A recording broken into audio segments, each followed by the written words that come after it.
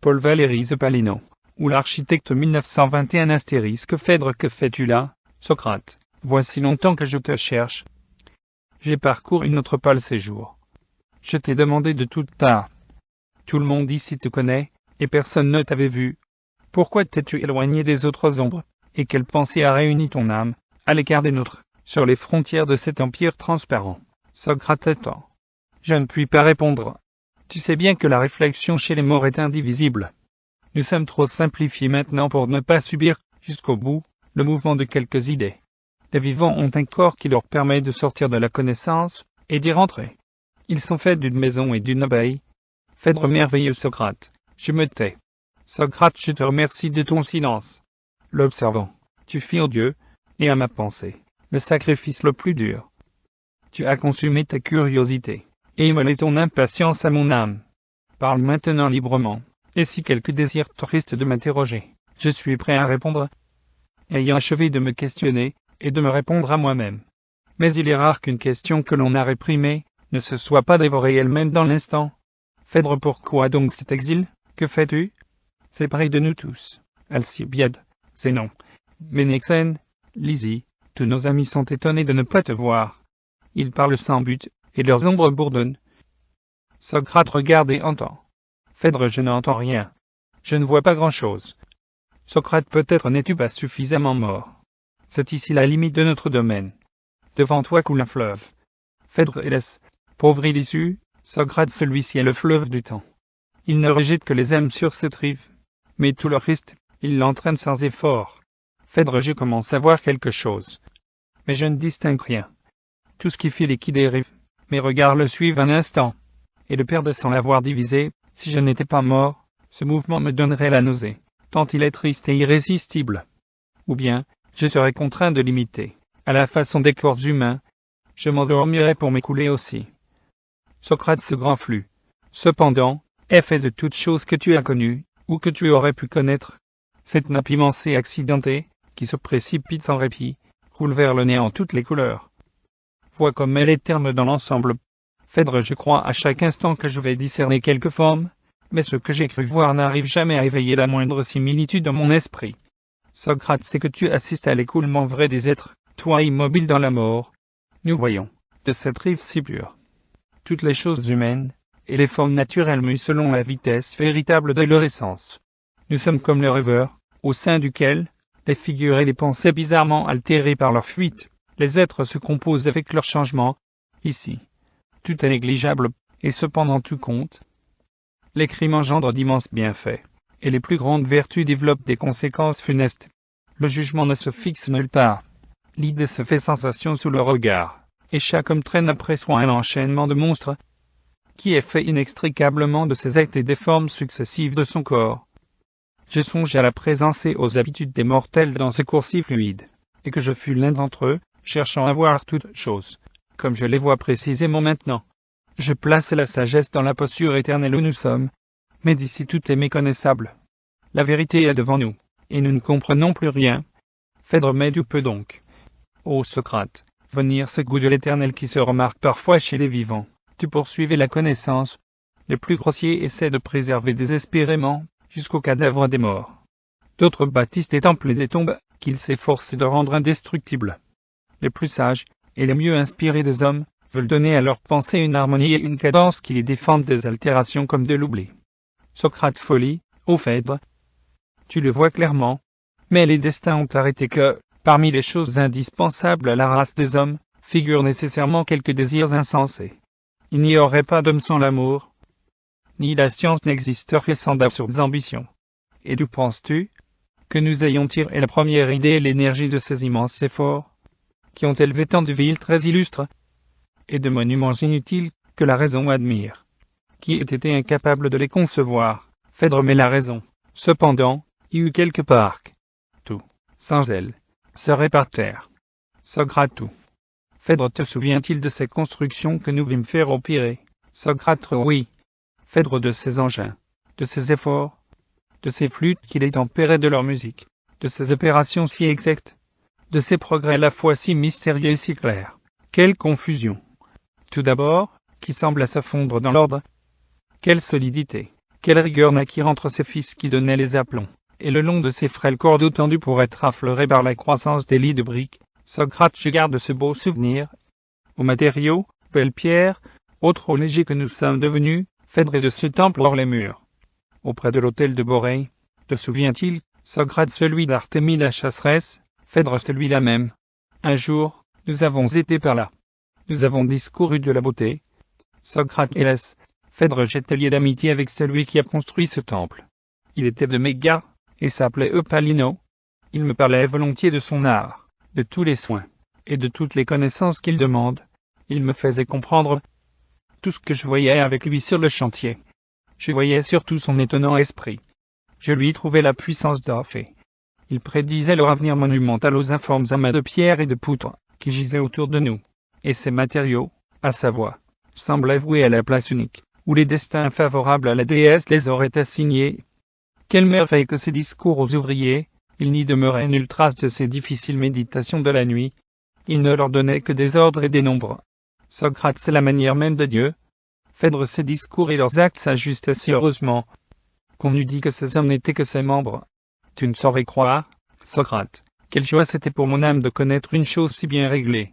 Je ne sépare plus l'idée d'un temple de celle de son édification. En voyant un, je vois une action admirable, plus glorieuse encore qu'une victoire, et plus contraire à la misérable nature. Le détruire et le construire sont égaux en importance, et il faut des âmes pour l'un et pour l'autre, mais le construire est le plus cher à mon esprit. Ô très heureuse Eupalino, Socrate, quel enthousiasme du nombre pour un fantôme. Je n'ai pas connu cet Eupalino. C'était donc un grand homme, je vois qu'il s'élevait à la suprême connaissance de son art. Est-il ici? Phèdre, il est sans doute parmi nous, mais je ne l'ai encore jamais rencontré dans ce pays. Socrate, je ne sais pas ce qu'il pourrait y construire. Ici, les projets même son souvenir, mais réduit que nous sommes aux seuls agréments de la conversation, j'aimerais assez de l'entendre. Phèdre, j'en ai retenu quelques préceptes. Je ne sais s'il te plairait. Moi, il m'enchante. Socrate, peux-tu m'en redire quelqu'un? Phèdre, écoute donc. Il disait bien souvent. Il n'y a point de détail dans l'exécution. Socrate, je comprends. Et je ne comprends pas. Je comprends quelque chose, et je ne suis pas sûr qu'elle soit bien celle qu'il voulait dire. Phèdre, et moi je suis certain que ton esprit subtil n'a pas manqué de bien saisir. Dans une âme si claire, et si complète que la tienne, il doit arriver qu'une maxime de praticien prenne une force et une étendue toute nouvelle. Si elle est véritablement nette, et tirée immédiatement du travail par un acte bref de l'esprit qui résume son expérience, sans se donner le temps de divaguer, elle est une matière précieuse aux philosophes. C'est un lingot d'or brut que je te remets, orfèvre. Socrate, je fus orfèvre de mes chaînes. Mais considérons ce précepte. L'éternité d'ici nous confie à n'être pas économe de parole. Cette durée infinie doit, ou ne pas être, ou contenir tous les discours possibles, et les vrais comme les faux. Je puis donc parler sans nulle crainte de me tromper, car si je me trompe, je dirai vrai tout à l'heure, et si je dis vrai, je dirai faux, un peu plus tard. Ô Phèdre, tu n'es pas sans avoir remarqué dans les discours les plus importants, qu'il s'agisse de politique ou des intérêts particuliers des citoyens, ou encore dans les paroles délicates, que l'on doit dire à un amant, lorsque les circonstances sont décisives. Tu as certainement remarqué quel poids et quelle portée prennent les moindres petits mots, et les moindres silences qui s'y insèrent. Et moi, qui étant parlé, avec le désir insatiable de convaincre, je me suis moi-même à la longue convaincu, que les plus graves arguments, et les démonstrations, les mieux conduites avaient bien peu d'effet, sans le secours de ces détails insignifiants en apparence, et que, par contre, des raisons médiocres, convenablement suspendues à des paroles pleines de tact, ou dorées comme des couronnes, séduisent pour longtemps les oreilles. Ces entremetteuses sont aux portes de l'esprit. Elles lui répètent ce qui leur plaît, elles le lui redisent à plaisir, finissant par lui faire croire qu'il entend sa propre voix. Le réel d'un discours, c'est après tout cette chanson, et cette couleur d'une voix, que nous traitons à tort comme détail et accident. Phèdre, tu fais un immense détour, cher Socrate, mais je te vois revenir de si loin, avec 1000 autres exemples, et toutes tes forces dialectiques déployées. Socrate considère aussi la médecine, le plus habile opérateur du monde, qui met ses doigts industriels dans ta plaie, si légère que soient ses mains, si savantes, si clairvoyantes soient-elles, pour sûr qu'il se sente de la situation des organes et des veines, de leur rapport et de leur profondeur, quelle que soit aussi sa certitude des actes qu'il se propose d'accomplir dans ta chair. des choses à retrancher, et des choses à rejoindre. Si par quelque circonstance, dont il ne s'est pas préoccupé, un fil, une aiguille dont il se sert, un rien qui dans son opération lui est utile, n'est point exactement pur, ou suffisamment purifié, il te tue. Te voilà mort, Phèdre, heureusement la chose est faite, et c'est précisément celle qui m'advint. Socrate, te voilà mort, te dis-je, te voilà mort, guéri selon toutes les règles, car toutes les exigences de l'art et de l'opportunité étant satisfaites, la pensée contemple son œuvre avec amour. Mais tu es mort. Un brin de soie mal préparé a rendu le savoir assassin. Ce plus mince des détails a fait échouer l'œuvre d'Esculape d'Athéna. Phèdre Palino le savait bien. Socrate, il en est ainsi dans tous les domaines, à l'exception de celui des philosophes, dont c'est le grand malheur, qu'ils ne voient jamais s'écrouler les univers qu'ils imaginent, puisque enfin ils n'existent pas. Phèdre Palino était l'homme de son précepte. Il ne négligeait rien. Il prescrivait de tailler des planchettes dans le fil du bois, afin qu'interposées entre la maçonnerie et les poutres qui s'y appuient, elles empêchassent l'humidité de s'élever dans les fibres, et de les pourrir. Il avait de pareilles attentions à tous les points sensibles de l'édifice. On eût dit qu'il s'agissait de son propre corps. Pendant le travail de la construction, il ne quittait guère le chantier. Je crois bien qu'il en connaissait toutes les pierres. Il veillait à la précision de leur taille, il étudiait minutieusement tous ces moyens, que l'on a imaginés pour éviter que les arêtes ne s'entament, et que la netteté des joints ne s'altère. Il ordonnait de pratiquer des ciselures, de réserver des bourrelets, de ménager des biseaux dans le marbre des parements. Il apportait les soins les plus exquis aux enduits qu'il faisait passer sur les murs de simples pierres. Mais toutes ces délicatesses ordonnées à la durée de l'édifice étaient peu de choses au prix de celles dont il usait, quand il élaborait les émotions et les vibrations de l'âme du futur contemplateur de son œuvre. Il préparait à la lumière un instrument incomparable, qu'il a répandit, tout affecté de formes intelligibles et de propriétés presque musicales, dans l'espace où se meuvent les mortels. Pareil à ces orateurs et à ces poètes auxquels tu pensais tout à l'heure, il connaissait, ô Socrate, la vertu mystérieuse des imperceptibles modulations. Nul ne s'apercevait, devant une masse délicatement allégée, et d'apparence si simple, d'être conduit à une sorte de bonheur par des courbures insensibles, par des inflexions infimes et toutes puissantes, et par ces profondes combinaisons du régulier et de l'irrégulier qu'il avait introduites et cachées, et rendues aussi impérieuses qu'elles étaient indéfinissables. Elles faisaient le mouvant spectateur, docile à leur présence invisible, passer de vision en vision, et de grand silence au murmure du plaisir. À mesure qu'il s'avançait, se reculait, se rapprochait encore, et qu'il errait dans le rayon de l'œuvre, mue par elle-même, et le jouet de la seule admiration. Il faut, disait cet homme de Mégare, que mon temple meuve les hommes, comme l'aime l'objet aimé. Socrate, cela est divin. J'ai entendu, cher Phèdre, une parole toute semblable, et toute contraire. Un de nos amis, qu'il est inutile de nommer, disait de notre Alcibiade, dont le corps était si bien fait. En le voyant, on se sent devenir architecte, que je te plains, cher Phèdre. Tu es ici bien plus malheureux que moi-même. Je n'aimais que le vrai. Je lui ai donné ma vie. Or, dans ces présélyséens, quoique je doute encore, si je n'ai pas fait un assez mauvais marché, je peux imaginer toujours qu'il me reste quelque chose à connaître. Je cherche volontiers, parmi les ombres, l'ombre de quelque vérité. Mais toi, de qui la beauté toute seule, a formé les désirs et gouverné les actes, te voici entièrement démuni. Les corps sont souvenirs, les figures sont de fumée, cette lumière si égale en tous les points, si faible et si écœurante de pâleur. C'est à indifférence générale qu'elle éclaire, ou plutôt qu'elle imprègne, sans rien dessiner exactement, ces groupes à demi transparents, que nous formons de nos fantômes, ces voix tout amortir, qui nous restent à peine, et qu'on dirait chuchoter dans l'épais d'une toison, ou dans l'indolence d'une brume. Tu dois souffrir, cher Phèdre. Mais encore, ne pas assez souffrir, cela même nous est interdit, étant vivre. Phèdre, je crois à chaque instant que je vais souffrir, mais ne me parle pas, je t'en prie, de ce que j'ai perdu. Laisse ma mémoire à soi-même, laisse-lui son soleil et ses statues, quel contraste me possède. Il y a peut-être, pour les souvenirs, une espèce de seconde mort, que je n'ai pas encore subie. Mais je revis, mais je revois les cieux éphémères, ce qu'il y a de plus beau ne figure pas dans l'éternel. Socrate, où donc le places-tu? Phèdre, rien de beau n'est séparable de la vie, et la vie est ce qui meurt. Socrate, on peut le dire. Mais la plupart ont de la beauté, je ne sais quelle notion immortelle. Phèdre, je te dirai, Socrate, que la beauté, selon ce Phèdre que je fus, Socrate. Platon n'est-il pas dans ces parages? Phèdre. Je parle contre lui. Socrate. Eh bien, parle. Phèdre ne réside pas dans certains rares objets, ni même dans ces modèles situés hors de la nature, et contemplés par les âmes les plus nobles, comme les exemplaires de leurs desseins et les types secrets de leurs travaux. Choses sacrées, et dont il conviendrait de parler avec les mots mêmes du poète. Gloire du long désir. Idée. Socrate. Quel poète? Phèdre. Le très admirable Stéphano, qui parut tant de siècles après nous. Mais à mon sentiment, l'idée de ces idées desquelles notre merveilleux Platon est le père, est infiniment trop simple, et comme trop pure. Pour expliquer la diversité des beautés, le changement des préférences dans les hommes, l'effacement de tant d'œuvres qui furent portées au nu, les créations toutes nouvelles, et les résurrections impossibles à prévoir. Il y a bien d'autres objections. Socrate. Mais quelle est ta propre pensée? Phèdre. Je ne sais plus comment la saisir. Rien ne l'enferme. Tout la suppose. Elle est en moi comme moi-même. Elle agit infailliblement, elle juge, elle désire.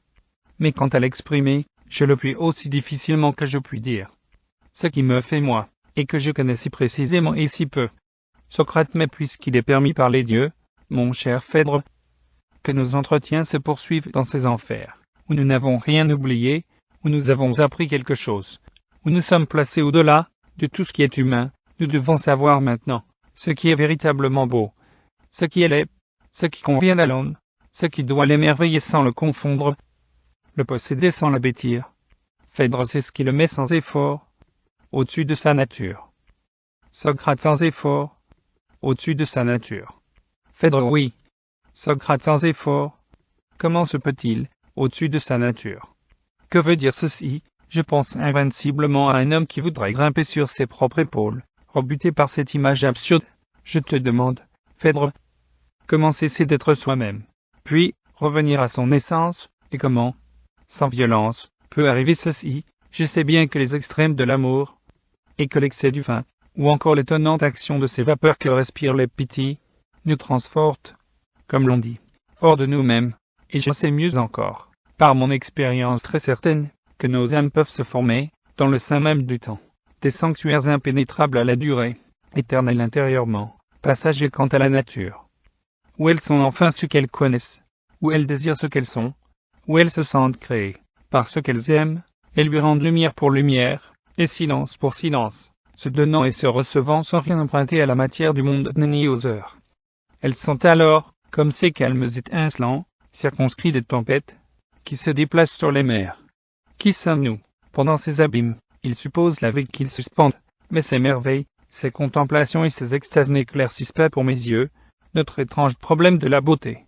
Je ne sais pas attacher ces états suprêmes de l'âme à la présence d'un corps ou de quelque objet qui les suscite. Phèdre. Socrate, c'est que tu veux toujours tout tirer de toi-même, toi que j'admire entre tous les hommes, toi plus beau dans ta vie, plus beau dans ta mort, que la plus belle chose visible.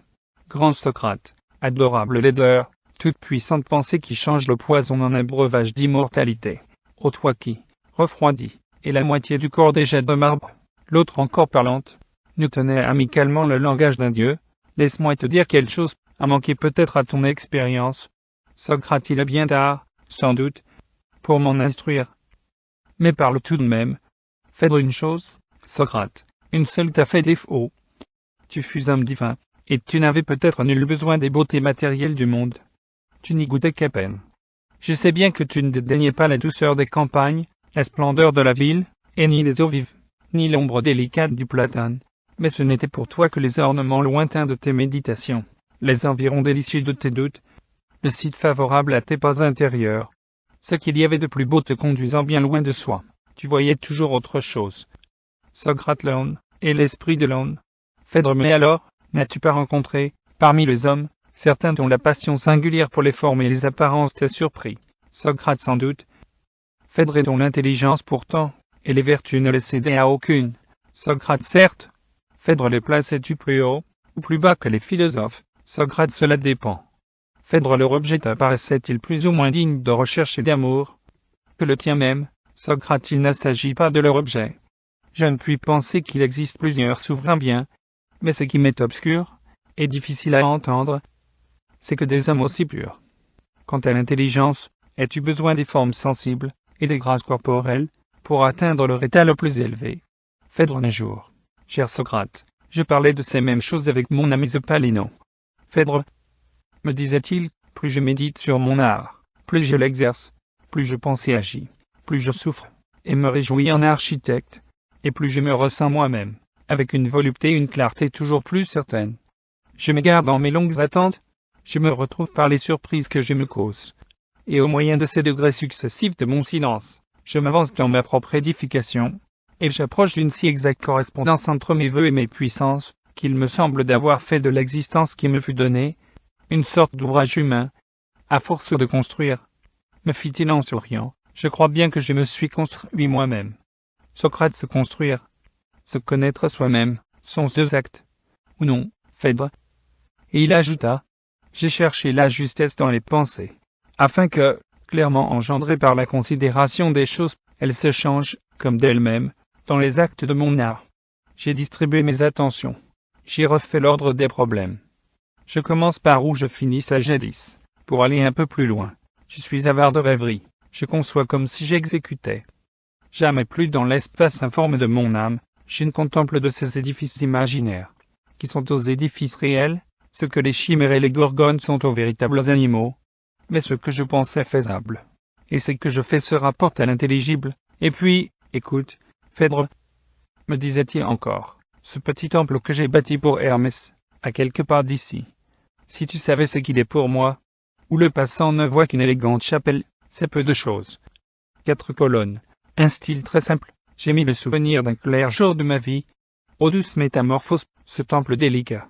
Nul ne le sait, à l'image mathématique d'une fille de Corinthe, que j'ai heureusement aimée. Il en reproduit fidèlement les proportions particulières. Il vit pour moi, il me rend ce que je lui ai donné. C'est donc pourquoi il est d'une grâce inexplicable. Lui dis-je, on y sent bien la présence d'une personne, la première fleur d'une femme, l'harmonie d'un être charmant. Il éveille vaguement un souvenir, qui ne peut pas arriver à son terme, et c'est le commencement d'une image dont tu possèdes la perfection. Ne laisse pas poindre l'âme et de la confondre. Sais-tu bien, que si je m'abandonne à ma pensée, je vais le comparer à quelque chant nuptial mêlé de flûte, que je sens naître de moi-même. Eupalino me regarda avec une amitié plus précise et plus tendre. Oh, dit-il, que tu as fait pour me comprendre. Nul plus que toi ne s'est approché de mon démon. Je voudrais bien te confier tous mes secrets, mais, je ne saurais moi-même te parler convenablement, tant il se dérobe au langage. Les autres risqueraient fort de t'ennuyer, car ils se réfèrent aux procédés et aux connaissances les plus spéciales de mon art. Je puis te dire seulement quelle vérité, sinon quel mystère. Tu viens maintenant d'effleurer, me parlant de concerts, de chants et de flûtes, au sujet de mon jeune temple. Dis-moi, puisque tu es si sensible aux effets de l'architecture, n'as-tu pas observé, en te promenant dans cette ville, que d'entre les édifices dont elle est peuplée, les uns sont muets, les autres parlent, et d'autres enfin, qui sont les plus rares, chantent. Ce n'est pas leur destination, ni même leur figure générale, qui les anime à ce point, ou qui les réduisent au silence. Cela tient au talent de leur constructeur, ou bien à la faveur des muses. Maintenant que tu me le fais remarquer, je le remarque dans mon esprit. Bien, ceux des édifices qui ne parlent ni ne chantent, ne méritent que le dédain. Ce sont choses mortes, inférieures dans la hiérarchie à ces tels moellons, que vomissent les chariots des entrepreneurs, et qui amusent, du moins, l'œil sagace, par l'ordre accidentel qu'ils empruntent de leur chute. Quant aux monuments qui se bornent à parler, s'ils parlent clair, je les estime. Ici, disent-ils, se réunissent les marchands. Ici, les juges délibèrent. Ici, gémissent des captifs. Ici, les amateurs de débauche. Je dis alors à Eupalino, que j'en avais vu de bien remarquables dans ce dernier genre. Mais il ne m'entendit pas. Ces loges mercantiles, ces tribunaux et ces prisons, quand ceux qui les construisent savent s'y prendre, tiennent le langage le plus net. Les uns inspirent visiblement une foule active, et sans cesse renouvelée. Ils lui offrent des péristyles et des portiques. Ils l'invitent par bien des portes, et par de faciles escaliers, à venir. Dans leur salle vaste et bien éclairée, former des groupes, se livrer à la fermentation des affaires. Mais les demeures de la justice doivent parler aux yeux de la rigueur et de l'équité de nos lois. La majesté leur sied, des masses tout tenues, et la plénitude effrayante des murailles.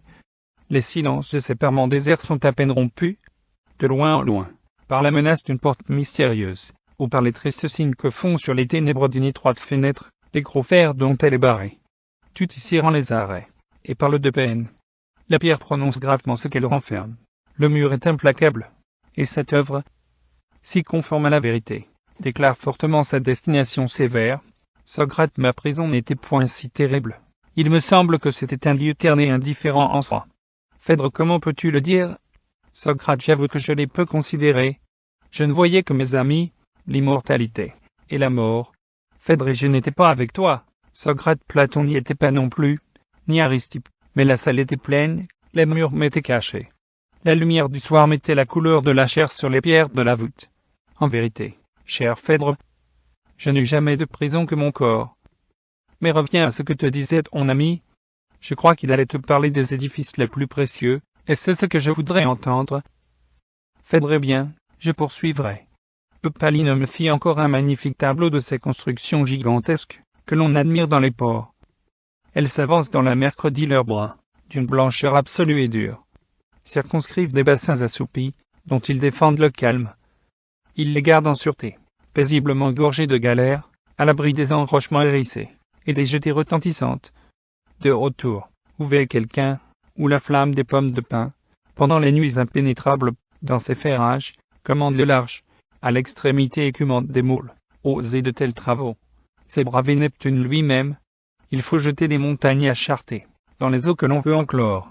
Il faut opposer les rudes débris tirés des profondeurs de la terre, à la mobile profondeur de la mer, et au choc des cavaleries monotones, que précédé passe le vent. Ces ports, me disait mon ami, ces vastes ports, quelle clarté devant l'esprit, comme ils développent leur partir, comme ils descendent vers leur tâche, mais les merveilles propres à la mer, et la statuaire accidentelle des rivages, sont offertes gracieusement par les dieux à l'architecte. Tout conspire à l'effet que produisent sur les hommes, ces nobles établissements à demi naturels, la présence de l'horizon pur, la naissance et l'effacement d'une voile, l'émotion du détachement de la terre, le commencement des périls, le seuil étincelant des contrées inconnues, et l'avidité même des hommes, toute prête à se changer dans une crainte superstitieuse. À peine lui cède-t-il, et met-il le pied sur le navire. Ce sont en vérité d'admirables théâtres, mais plaçons au-dessus les édifices de l'art seul, dussions-nous faire contre nous-mêmes un effort assez difficile. Il faut s'abstraire quelque peu des prestiges de la vie, et de la jouissance immédiate. Ce qu'il y a de plus beau est nécessairement tyrannique, mais je dis à Eupalino, que je ne voyais pas, pourquoi il en doit être ainsi. Il me répondit que la véritable beauté était précisément aussi rare que l'est, entre les hommes, l'homme capable de faire effort contre soi-même, c'est-à-dire de choisir un certain soi-même, et de se l'imposer. Ensuite, ressaisissant le fil d'or de sa pensée.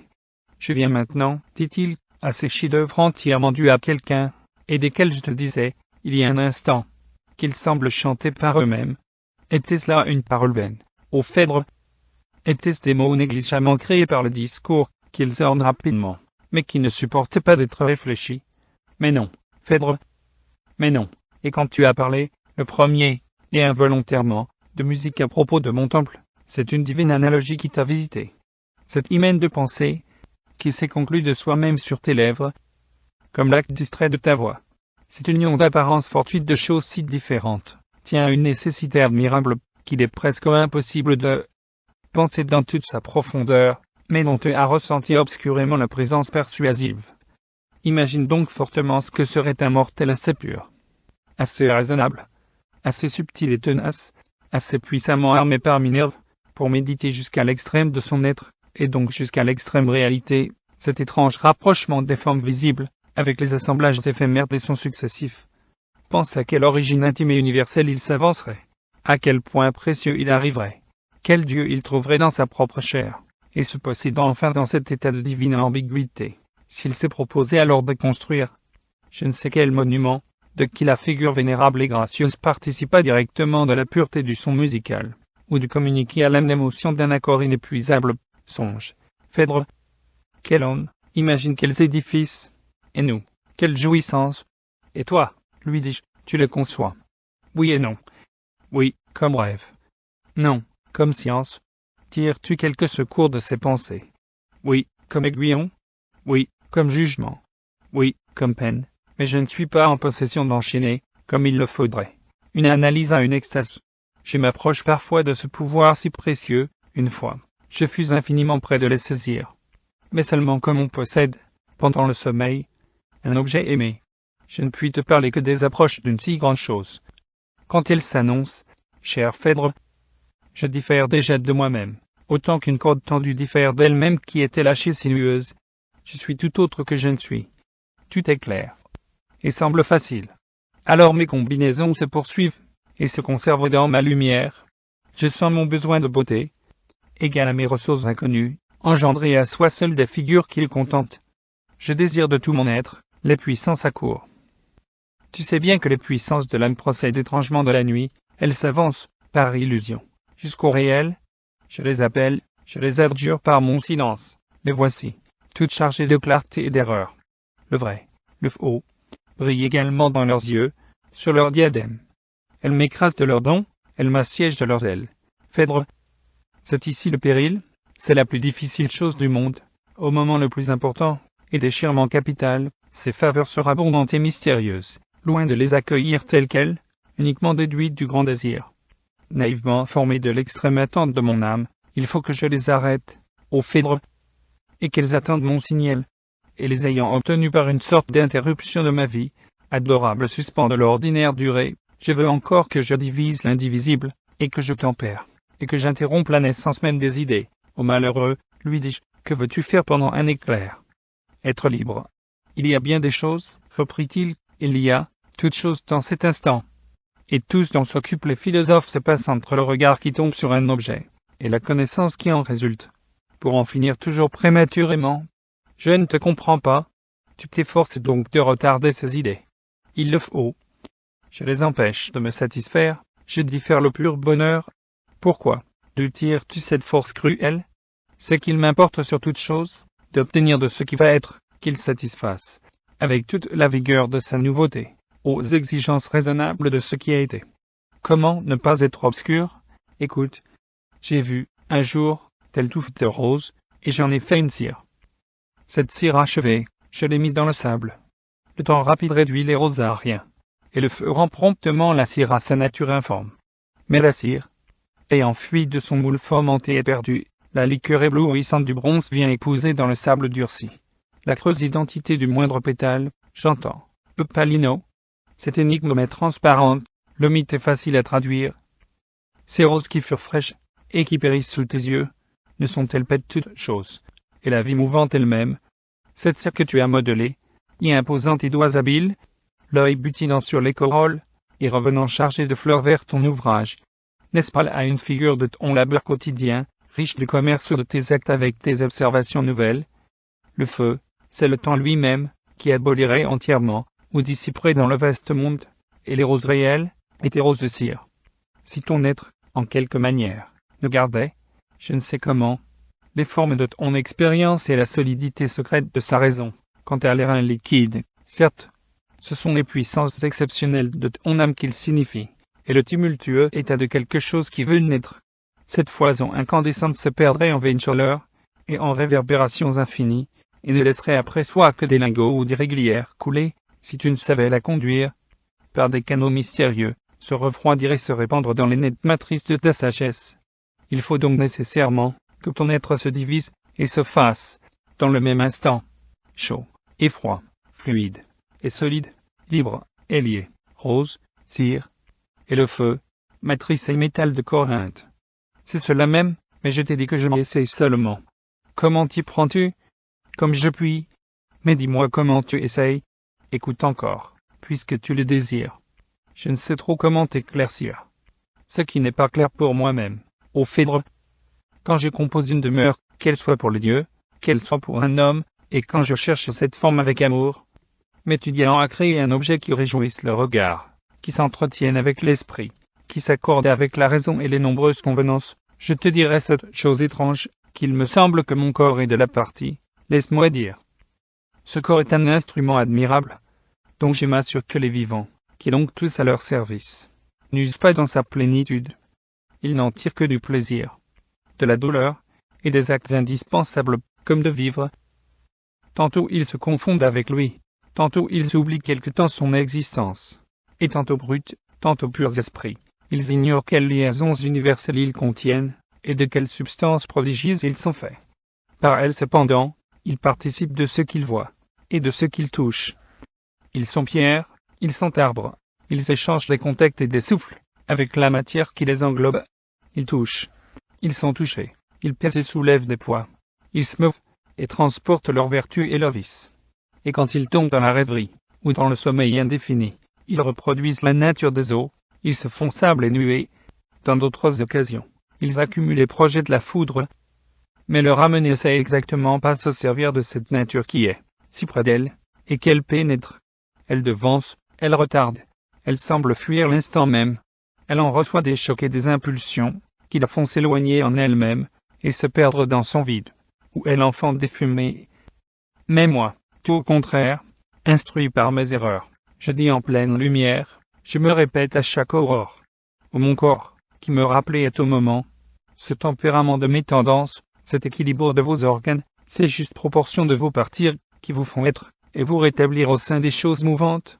Prenez garde à mon ouvrage, enseignez-moi sur les exigences de la nature, et me communiquez ce grand art dont vous êtes doué, comme vous en êtes fait, de survivre aux saisons, et de vous reprendre des hasards. Donnez-moi de trouver dans votre alliance le sentiment des choses vraies, modérées, renforcées, assurez mes pensées. Tout périssable que vous êtes, vous l'êtes bien moins que mes songes. Vous durez un peu plus qu'une fantaisie, vous payez pour mes actes, et vous expiez pour mes erreurs. Instrument vivant de la vie, vous êtes à chacun de nous l'unique objet, qui se compare à l'univers. La sphère tout entière vous a toujours pour centre, aux choses réciproques de l'attention de tout le ciel étoilé, vous êtes bien la mesure du monde, dont mon âme ne me présente que le dehors. Elle le connaît en profondeur, et si vainement, qu'elle se prend quelquefois à le ranger au rang de ses rêves.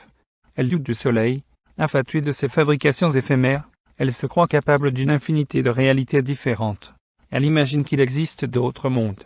Mais vous la rappelez à vous-même, comme l'encre, à soi. Le navire. Mon intelligence mieux inspirée ne cessera, cher corps, de vous appeler à soi désormais, ni vous, je l'espère, de la fournir de vos présences, de vos instances, de vos attaches locales. Car nous trouvons enfin, vous et moi, le moyen de nous joindre, et le nœud indissoluble de nos différences. C'est une œuvre qui soit fille de nous. Nous agissions chacun de notre côté. Vous viviez, je rêvais. Mes vastes rêveries aboutissaient à une impuissance illimitée. Mais cette œuvre que maintenant je veux faire, et qui ne se fait pas d'elle-même, puisse-t-elle nous contraindre de nous répondre, et surgir uniquement de notre entente, mais ce corps et cet esprit, mais cette présence invinciblement actuelle, et cette absence créatrice, qui se disputent l'être, et qu'il faut enfin composer. Mais ce fini et cet infini que nous apportons, chacun selon sa nature. Il faut à présent qu'ils s'unissent dans une construction bien ordonnée. Et si, grâce au Dieu, ils travaillent de concert, s'ils échangent entre eux de la convenance et de la grâce, de la beauté et de la durée, des mouvements contre des lignes, et des nombres contre des pensées, c'est donc qu'ils auront découvert leur véritable relation, leur acte. Qu'ils se concertent, qu'ils se comprennent au moyen de la matière de mon art, les pierres et les forces, les profils et les masses, les lumières et les ombres, les groupements artificieux, les illusions de la perspective et des réalités de la pesanteur, ce sont les objets de leur commerce, dont le lucre soit enfin cette incorruptible richesse que je nomme perfection. Fermez les guillemets Socrate. Quelle prière sans exemple, et ensuite, Phèdre se tut. Socrate, tout ceci sonne étrangement dans ce lieu. Maintenant que nous sommes privés de corps, nous devons assurément nous en plaindre et considérer cette vie que nous avons quittée. Du même œil envieux que nous regardions jadis le jardin des ombres heureuses, ni les œuvres, ni les désirs ne nous suivent ici, mais il y a place pour les regrets. Phèdre, ces bosquets sont hantés d'éternels misérables. Socrate, si je rencontrais cet Eupalino, je lui demanderais quelque chose encore. Phèdre, il doit être le plus malheureux des bienheureux. Que lui demanderais-tu? Socrate, de s'expliquer un peu plus clairement au sujet de ces édifices, dont il disait qu'ils chantent. Phèdre, je vois que cette parole te poursuit. Socrate, il y a des paroles qui sont abeilles pour l'esprit. Elles ont l'insistance de ces mouches, et le harcèlent. Celle-ci m'a piqué. Phèdre, que dit la piqûre? Socrate, elle ne cesse de m'exciter à divaguer sur les arts. Je les rapproche, je les distingue. Je veux entendre le chant des colonnes, et me figurer dans le ciel pur le monument d'une mélodie. Cette imagination me conduit très facilement à mettre d'un côté la musique et l'architecture, et de l'autre, les autres arts. Une peinture, cher Phèdre, ne couvre qu'une surface, comme un tableau ou un mur. Et là, elle peint des objets ou des personnages. La statuaire, mêmement, n'orne jamais qu'une portion de notre vue. mais un temple, joint à ses abords, ou bien l'intérieur de ce temple, forme pour nous une sorte de grandeur complète dans laquelle nous vivons. Nous sommes, nous nous mouvons.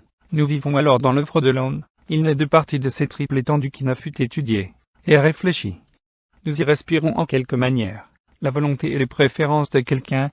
Nous sommes pris et maîtrisés dans les proportions qu'il a choisies. Nous ne pouvons lui échapper. Phèdre sans doute. Socrate, mais ne vois-tu pas que la même chose nous arrive dans une autre circonstance? Phèdre, quelle chose? Socrate, d'être dans une œuvre de l'homme, comme poisson dans l'onde, d'en être entièrement baigné, d'y vivre, et de lui appartenir. Phèdre, je ne devine pas. Socrate, et toi, tu n'as donc jamais éprouvé ceci, quand tu assistais à quelque fête solennelle, ou que tu prenais ta part d'un banquet, et que l'orchestre emplissait la salle de sons et de fantômes, ne te semblait-il pas que l'espace primitif était substitué par un espace intelligible et changeant, ou plutôt, que le temps lui-même t'entourait de toutes parts? Ne vivais-tu pas dans un édifice mobile, et sans cesse renouvelé, et reconstruit en lui-même, tu consacré aux transformations d'une âme qui serait l'âme de l'étendue? N'était-ce pas une plénitude changeante, analogue à une flamme continue, éclairant et réchauffant tout ton être par une incessante combustion de souvenirs, de pressentiments, de regrets et de présages, et d'une infinité d'émotions sans cause précise, et ces moments, et leurs ornements, et ces danses sans danseuses, et ces statues sans corps et sans visage, mais pourtant si délicatement dessinées? Ne te semble-t-il pas t'environner, toi, esclave de la présence générale de la musique, et cette production inépuisable de prestige, n'étais-tu pas enfermé avec elle, et contraint de l'être, comme une pitié dans sa chambre de fumée? Phèdre, oui, certainement, et même j'ai observé que d'être dans cette enceinte, et dans cet univers créé par les sons, ici ou là, c'était être hors de soi-même. Socrate, et davantage, n'as-tu pas ressenti cette mobilité comme immobile? Relativement à la pensée plus mobile encore, n'as-tu pas considéré, par instant, et comme à part toi, cet édifice d'apparition, de transition, de conflits et d'événements indéfinissables, comme chose dont on peut se distraire, et à laquelle on peut revenir, ainsi que par un chemin, la retrouvant à peu près la même? Phèdre, je confesse qu'il m'arrivait de me détacher sans le savoir, de la musique, et en quelque sorte de la laisser où elle était. Je m'en distrais à partir d'elle-même qui m'y invite. Puis, je rentre dans son sein. Socrate, toute cette mobilité forme donc comme un solide. Elle semble exister en soi, comme un temple bâti autour de ton âme. Tu peux en sortir, et t'en éloigner. Tu peux y rentrer par une autre porte. Phèdre, c'est exact. Et même, on n'y rentre jamais par la même porte. Socrate, il y a donc deux arts, qui enferment l'homme dans l'homme, ou, plutôt, qui enferment l'être dans son ouvrage, et l'âme dans ses actes, et dans les productions de ses actes. Comme notre corps d'autrefois était tout enfermé dans les créations de son œil, et environné de vues, par deux arts. Il s'enveloppe de deux manières, de lois et de volontés intérieures, figurées dans une matière, ou dans une autre, la pierre ou l'air. Phèdre, je vois bien que musique et architecture ont chacune avec nous cette profonde parenté. Socrate, toutes les deux occupent la totalité d'un sens. Nous n'échappons à l'une que par une section intérieure, à l'autre que par des mouvements, et chacune d'elles emplit notre connaissance et notre espace, de vérités artificielles, et d'objets essentiellement humains. Phèdre, donc l'une et l'autre, se rapportant si directement à nous, sans intermédiaire, doivent soutenir entre elles des rapports particulièrement simples. Socrate, c'est cela même, et tu dis bien, sans intermédiaire, car les objets visibles qu'empruntent les autres arts et la poésie, les fleurs, les arbres, les êtres vivants, et même les immortels, quand ils sont mis en œuvre par l'artiste, ne laissent pas d'être ce qu'ils sont, et de mêler leur nature et leur signification propre, au dessein de celui qui les emploie à exprimer sa volonté. Ainsi, le peintre qui désire qu'un certain lieu de son tableau soit de couleur verte, y place un arbre, et il dit par là quelque chose de plus que ce qu'il voulait dire dans le principe. Il ajoute à son ouvrage toutes les idées qui dérivent de l'idée d'un arbre, et ne peut pas se borner à ce qui suffit. Il ne peut séparer la couleur de quelque être. Phèdre, tel est le profit, et tel le désavantage, d'être asservi aux objets réels. Chacun d'eux est une pluralité de choses pour l'homme, et peut entrer dans une pluralité d'utilités différentes pour ses actes. Ce que tu dis du peintre me fait songer aussi à ses enfants, auxquels le pédagogue demande de raisonner sur Achille et la tortue, et de trouver le temps qu'il faut à un héros pour rejoindre un pesant animal, au lieu de chasser la fable de leurs esprits, et de ne retenir que les nombres et leurs rapports arithmétiques. Ils imaginent d'une part, le pied zélé, de l'autre, la tardive tortue. Ils épousent successivement les deux êtres, pense l'un, et pense l'autre, et créant ainsi deux temps et deux espaces incommunicables, ne parviennent jamais à l'état dans lequel il n'y a plus d'Achille ni de tortue, ni de temps même, ni de vitesse, mais des nombres et des égalités de nombres. Socrate, mais les arts dont nous parlons doivent, au contraire, au moyen de nombres et de rapports de nombres, enfanter en nous non point une fable, mais cette puissance cachée, qui fait toutes les fables. Ils élèvent l'âme au ton créateur, et la font sonore et féconde. Elle répond à cette harmonie matérielle et pure qu'il lui communique, par une abondance inépuisable d'explications et de mythes, qu'elle engendre sans effort, et elle crée, pour cette émotion invincible, que les formes calculées, et les justes intervalles lui imposent, une infinité de causes imaginaires, qui la font vivre mille vies merveilleusement promptes et fondues. Phèdre, la peinture, ni la poésie, n'ont cette vertu.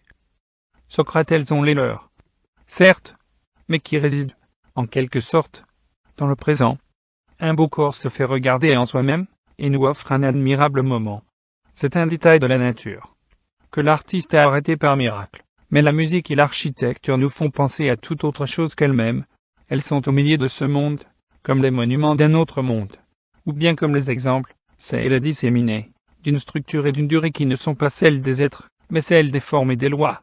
Elles semblent vouées à nous rappeler directement, l'une, la formation de l'univers, l'autre, son ordre et sa stabilité.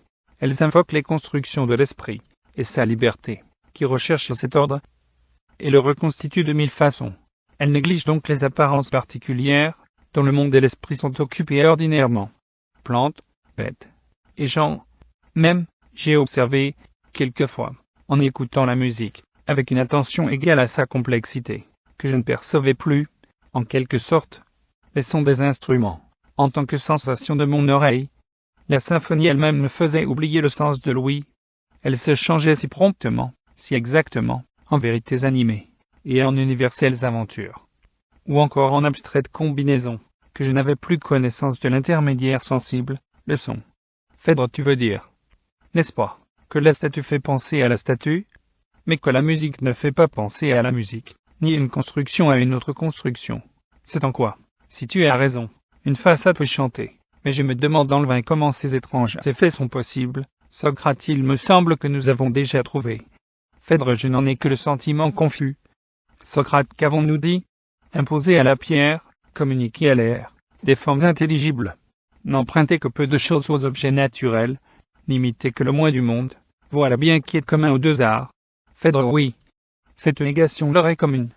Socrate, mais produire, au contraire, des objets essentiellement humains, usés de moyens sensibles, qui ne soient pas des ressemblances de choses sensibles, et des doubles des êtres connus, donner des figures aux lois, ou déduire des lois elles-mêmes leurs figures. N'est-ce pas également le fait de l'un et de l'autre? Phèdre, il se compare aussi par là. Socrate, le mystère est donc traqué dans ces quelques idées.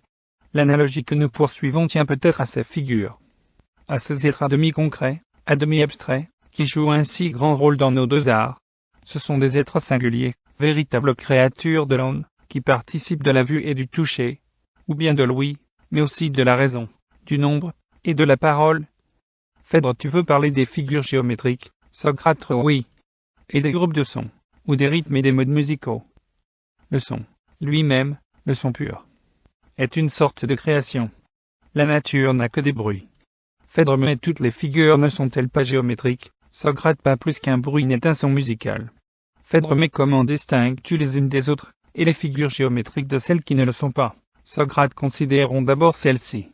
Suppose, cher Phèdre, que nous soyons vivants encore, pourvus de corps, et de corps entourés.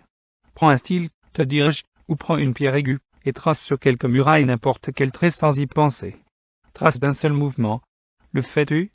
Phèdre, je le fais, quoique immatériel, me servant de mes souvenirs. Socrate, qu'as-tu fait? Phèdre, il me semble que j'ai tracé une ligne de fumée.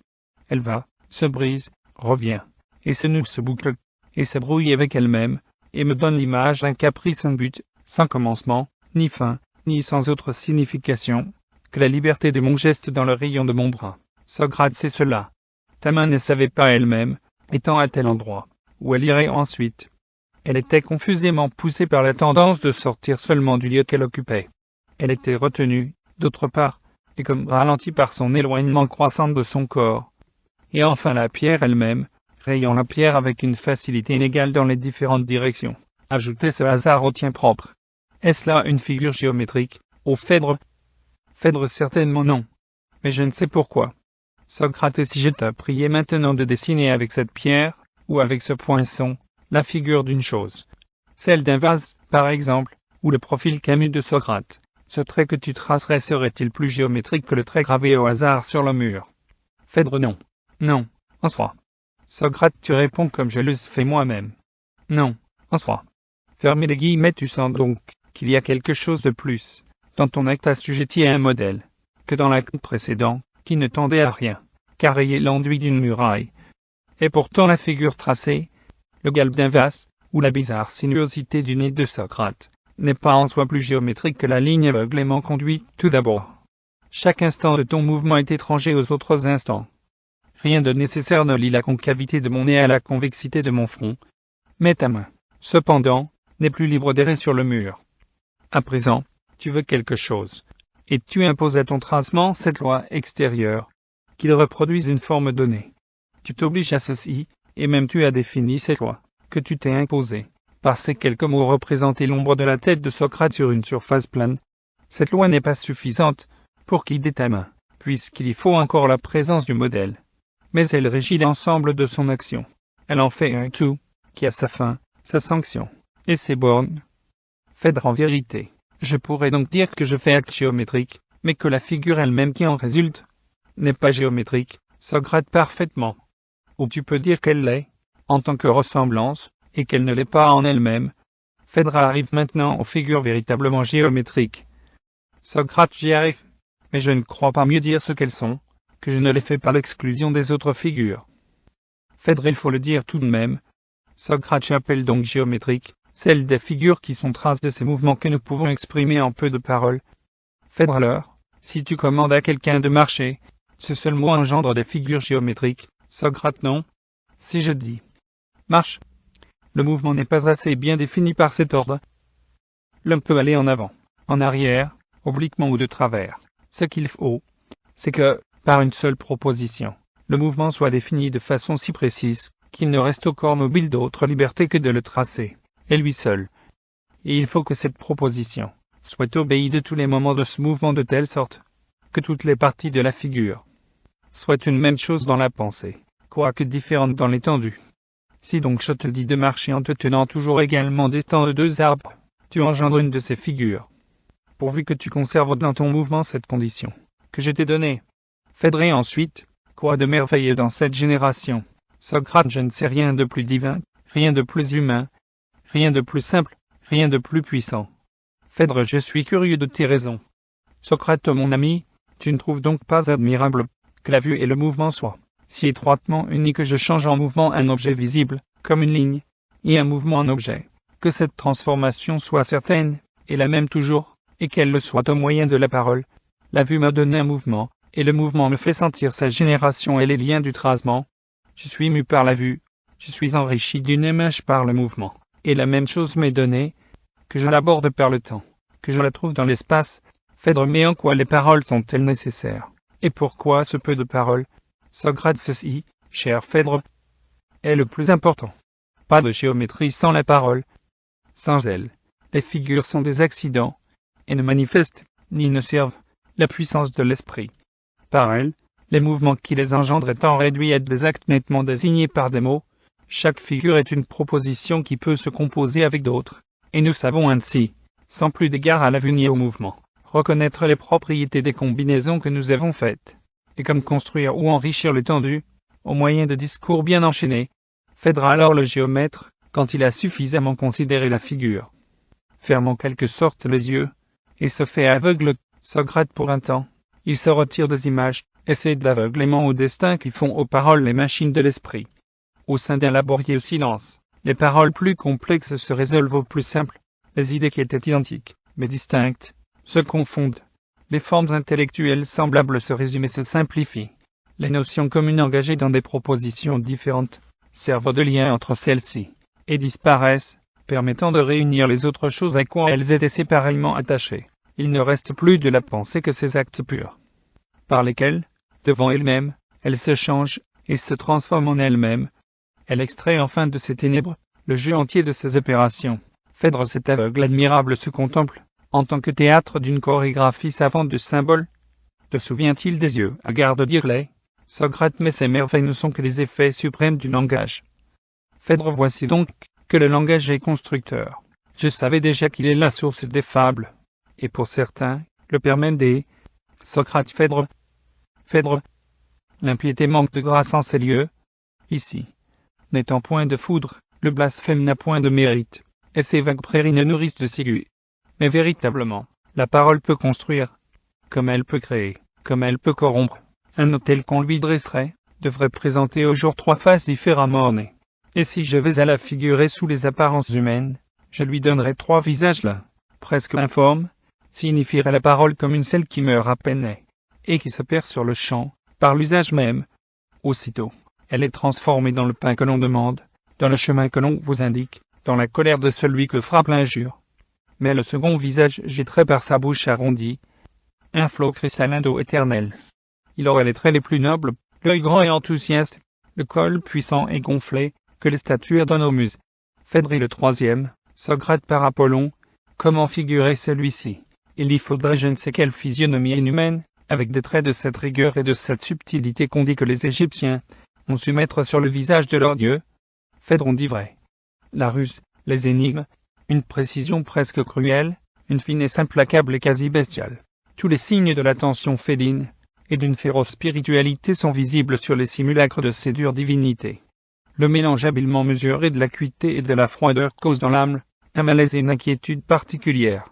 Est-ce ces monstres de silence et de lucidité, infiniment calmes, infiniment éveillés, rigides et qui semblent doués d'imminence, ou d'une souplesse prochaine, apparaissent comme l'intelligence elle-même, en tant que bête et animal impénétrable, qui tout pénètre? Socrate. Qu'est-ce qu'il y a de plus mystérieux que la clarté? Quoi de plus capricieux que la distribution, sur les heures, et sur les hommes, des lumières et des ombres? Certains peuples se perdent dans leurs pensées. Mais pour nous autres Grecs, toutes choses sont formes. Nous n'en retenons que les rapports. Et comme enfermés dans le jour limpide, nous bâtissons, pareil à Orphée, au moyen de la parole, des temples de sagesse et de science, qui peuvent suffire à tous les êtres raisonnables. Ce grand art exige de nous un langage admirablement exact. Le nom même qui le désigne est aussi le nom, parmi nous, de la raison et du calcul. Un seul mot dit ces 3 choses. Car, qu'est-ce, la raison, sinon le discours lui-même, quand les significations des termes sont bien limitées et assurées de leur permanence, et quand ces significations immuables s'ajustent les unes avec les autres, et se composent clairement, et c'est là une même chose avec le calcul. Phèdre, comment cela? Socrate sait que, parmi les paroles, sont les nombres, qui sont les paroles les plus simples. Phèdre, mais les autres paroles, qui ne sont pas simples, ne sont pas propres au calcul. Socrate, elles le sont difficilement. Phèdre, pourquoi? Socrate sait qu'elles furent créées séparément, et les unes à tel instant, et par tel besoin, et les autres, dans une autre circonstance. Un seul aspect des choses, un seul désir, un seul esprit, ne les ont pas instituées comme par un seul acte. Leur ensemble n'est donc approprié à aucun usage particulier, et il est impossible de les conduire à des développements certains et éloignés, sans se perdre dans leurs ramifications infinies. Il faut donc ajuster ces paroles complexes, comme des blocs irréguliers, spéculant sur les chances et les surprises que les arrangements de cette sorte nous réservent, et donner le nom de poète à ceux que la fortune favorise dans ce travail. Phèdre, tu sembles conquis toi-même à l'adoration de l'architecture. Voici que tu ne peux parler, sans emprunter de l'art majeur. Ces imaginations fermes idéales. Socrate, je suis encore tout imprégné des propos de Palino que tu rapportais. En moi-même ils ont réveillé quelque chose qui leur ressemble. Phèdre, tu contenais donc un architecte. Socrate, rien ne peut nous séduire. Rien nous attirer. Rien ne fait se dresser notre oreille, se fixer notre regard. Rien, par nous, n'est choisi dans la multitude des choses, et ne rend inégale notre âme, qui ne soit, en quelque manière, ou préexistant dans notre être, ou attendu secrètement par notre nature. Tout ce que nous devenons, même passagèrement, était préparé. Il y avait en moi un architecte, que les circonstances n'ont pas achevé de former. Phèdre, à quoi le connais-tu? Socrate a je ne sais quelle intention profonde de construire, qui inquiète sourdement ma pensée. Phèdre, tu n'en fis rien paraître quand nous étions. Socrate, je t'ai dit que je suis né plusieurs, et que je suis mort, un seul. L'enfant qui vient est une foule innombrable, que la vie réduit assez tôt à un seul individu. celui qui se manifeste et qui meurt. Une quantité de Socrate est née avec moi, d'où, peu à peu, se détacha le Socrate qui était dû au magistrat, et à la ciguë. Phèdre et que sont devenus tous les autres, Socratidés. Ils sont restés à l'état de l'idée. Ils sont venus demander à être, et ils ont été refusés. Je les gardais en moi, en tant que méditer mes contradictions. Parfois, ces germes de personnes sont favorisés par l'occasion, et nous voici très près de changer de nature. Nous nous trouvons des goûts et des dons, que nous ne soupçonnions pas d'être en nous. Le musicien devient stratège, le pilote se sent médecin, et celui dont la vertu se mirait, et se respectait elle-même, se découvre un cul caché, une âme de voleur. Phèdre il est bien vrai, que certains âges de l'homme sont comme des croisements de route. Socrate l'adolescent s'est singulièrement situé au milieu des chemins. Un jour de mes beaux jours, mon cher Phèdre, j'ai connu une étrange hésitation entre mes âmes. Le hasard, dans mes mains, vint placer l'objet du monde le plus ambigu, et les réflexions infinies qu'il me fit faire pouvaient aussi bien me conduire à ce philosophe que je fus, qu'à l'artiste que je n'ai pas été. Phèdre c'est un objet qui t'a sollicité si diversement. Socrate oui, un pauvre objet, une certaine chose que j'ai trouvée, en me promenant. Elle fut l'origine d'une pensée qui se divise et d'elle-même entre le construire et le connaître. Phèdre merveilleux objet, objet comparable à ce coffret de Pandore, où tous les biens et tous les maux étaient ensemble contenus. Fais-moi voir cet objet, comme le grand Homère nous fait admirer le bouclier du fils de Pélée. Socrate, tu penses bien qu'il est indescriptible. Son importance est inséparable de l'embarras qu'il me causa. Phèdre, explique-toi plus abondamment. Socrate, eh bien, Phèdre, voici ce qu'il en fut. J'ai marché sur le bord même de la mer. Je suivais une plage sans fin, ce n'est pas un rêve que je te raconte. J'allais je ne sais où, trop plein de vie, à demi enivré par ma jeunesse. L'air, délicieusement rude et pur, pesant sur mon visage, et sur mes membres, m'opposait un héros impalpable qu'il fallait vaincre pour avancer. Et cette résistance toujours repoussée faisait de moi-même, à chaque pas, un héros imaginaire, victorieux du vent, et riche de force toujours renaissante, toujours égal à la puissance de l'invisible adversaire. C'est là précisément la jeunesse. Je foulais fortement le bord sinueux, durci et rebattu par le flot. Toute chose, autour de moi, était simple et pure. Le ciel, le sable, l'eau. Je regardais venir du large ces grandes formes, qui semblent courir depuis les rives de Libye, transportant leurs sommets étincelants, leurs creuses vallées, leur implacable énergie, de l'Afrique, jusqu'à l'Attique, sur l'immense étendue liquide. Elles trouvent enfin leur obstacle, et le socle même de l'Ella. Elles se rompent sur cette base sous-marine. Elles reculent en désordre vers l'origine de leur durée. Les vagues, à ce point, détruites et confondues, mais ressaisies par celles qui les suivent, on dirait que les figures de l'onde se combattent. Les gouttes innombrables brisent leurs chaînes. Une poudre étincelante s'élève. On voit de blancs cavaliers sauter par-delà eux-mêmes, et tous ces envoyés de la mer inépuisable périr et reparaître, avec un tumulte monotone, sur une pente molle et presque imperceptible, que tout leur emportement, quoique venu de l'extrême horizon, jamais toutefois ne saura gravir. Ici, l'écume, jeté au plus loin par le flot le plus haut, forme d'état jaunâtre et irisé qui crève au soleil, ou que le vent chasse et disperse, le plus drôlement du monde, comme bête épouvantée par le bond brusque de la mercredi. Mais moi, je jouissais de l'écume naissante et vierge. Elle est d'une douceur étrange, au contact. C'est un lait tout tiède et aéré, qui vient avec une violence voluptueuse, inonde les pieds nus, les abreuve, les dépasse, et redescend sur eux, en gémissant d'une voix qui abandonne le rivage, et se retire en elle-même, cependant que l'humaine statue, présente et vivante, s'enfonce un peu plus dans le sable qui l'entraîne, et cependant que l'âme s'abandonne à cette musique si puissante et si fine, s'apaise, et la suit éternellement. Phèdre, tu me fais revivre.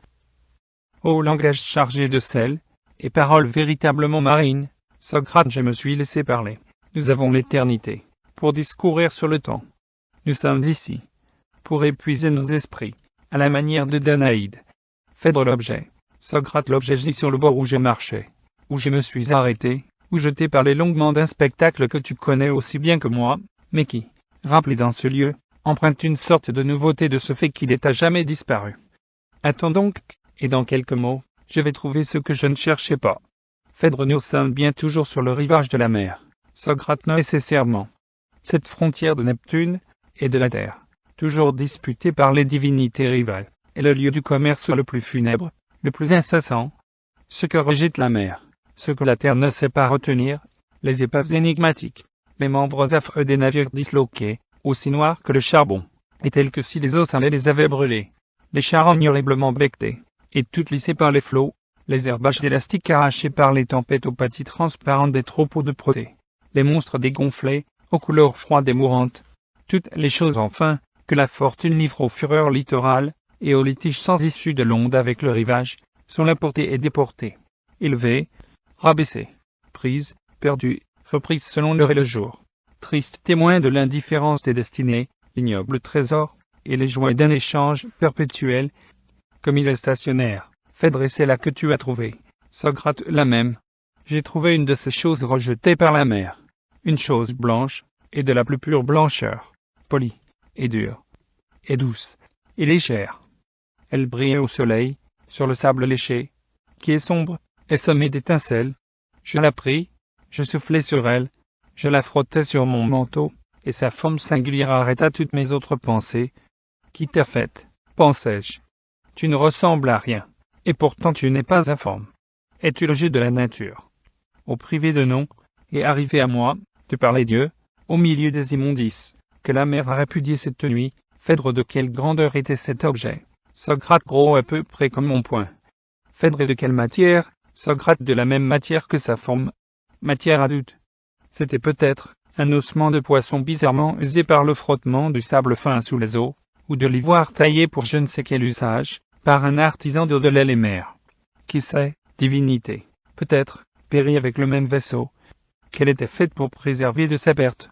Mais qui donc était l'auteur de ceci? Fut-ce le mortel obéissant à une idée, qui, de ses propres mains poursuivant un but étranger à la matière qu'il attaque, gratte, retranche, ou rejoint, s'arrête et juge, et se sépare enfin de son ouvrage, quelque chose lui disant que l'ouvrage est achevé, ou bien, n'était-ce pas l'œuvre d'un corps vivant, qui, sans le savoir, travaille de sa propre substance, et se forme aveuglément ses organes et ses armures, sa coque, ses os, ses défenses, faisant participer sa nourriture, puisée autour de lui, à la construction mystérieuse, qui lui assure quelque durée.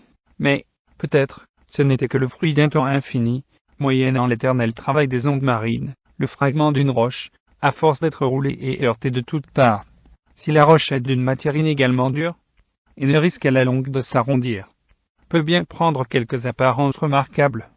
Il n'est pas entièrement impossible, un morceau de marbre ou de pierre tout, informe étant confié à l'agitation permanente des eaux, qu'il en soit retiré quelques jours, par un hasard d'une autre espèce, et qu'il affecte maintenant la ressemblance d'Apollon. Je veux dire que le pêcheur qui a quelques idées de cette face divine, le reconnaîtra sur ce marbre retiré des eaux. Mais quant à la chose elle-même, le visage sacré lui est une forme passagère d'entre la famille des formes, que l'action des mers lui doit imposer. Des siècles ne coûtant rien, qui en dispose, change ce qu'il veut, en ce qu'il veut. Phèdre, mais alors, cher Socrate, le travail d'un artiste, quand il fait immédiatement, et par sa volonté suivie, un tel buste, comme celui d'Apollon, n'est-il pas, en quelque sorte, le contraire du temps indéfini? Socrate, précisément, il en est le contraire même, comme si les actes éclairés par une pensée abrégeaient le cours de la nature. Et l'on peut dire, en toute sécurité, qu'un artiste faut 1000 siècles, ou 100 000, ou bien plus encore. C'est dire qu'il eût fallu ce temps presque inconcevable, à l'ignorance ou au hasard, pour amener aveuglément la même chose, que notre homme excellent a accompli en peu de jours. Voilà une étrange mesure pour les œuvres. Phèdre, tout à fait étrange. C'est un grand malheur, que nous ne puissions guère nous en servir. Mais, dis-moi, que fis-tu avec cette chose dans ta main? Socrate, je demeurai quelque temps et la moitié d'un temps, à la considérer sous toutes ses faces. Je l'interrogeai sans m'arrêter à une réponse. Que cet objet singulier fût l'œuvre de la vie, ou celle de l'art, ou bien celle du temps et un jeu de la nature. Je ne pouvais le distinguer, alors, je l'ai tout à coup rejeté à la mercredi. Phèdre le rejaillit, et tu te sentis soulagé. Socrate, l'esprit ne rejette pas si facilement une énigme. L'âme ne se remet pas au calme aussi simplement que la mer.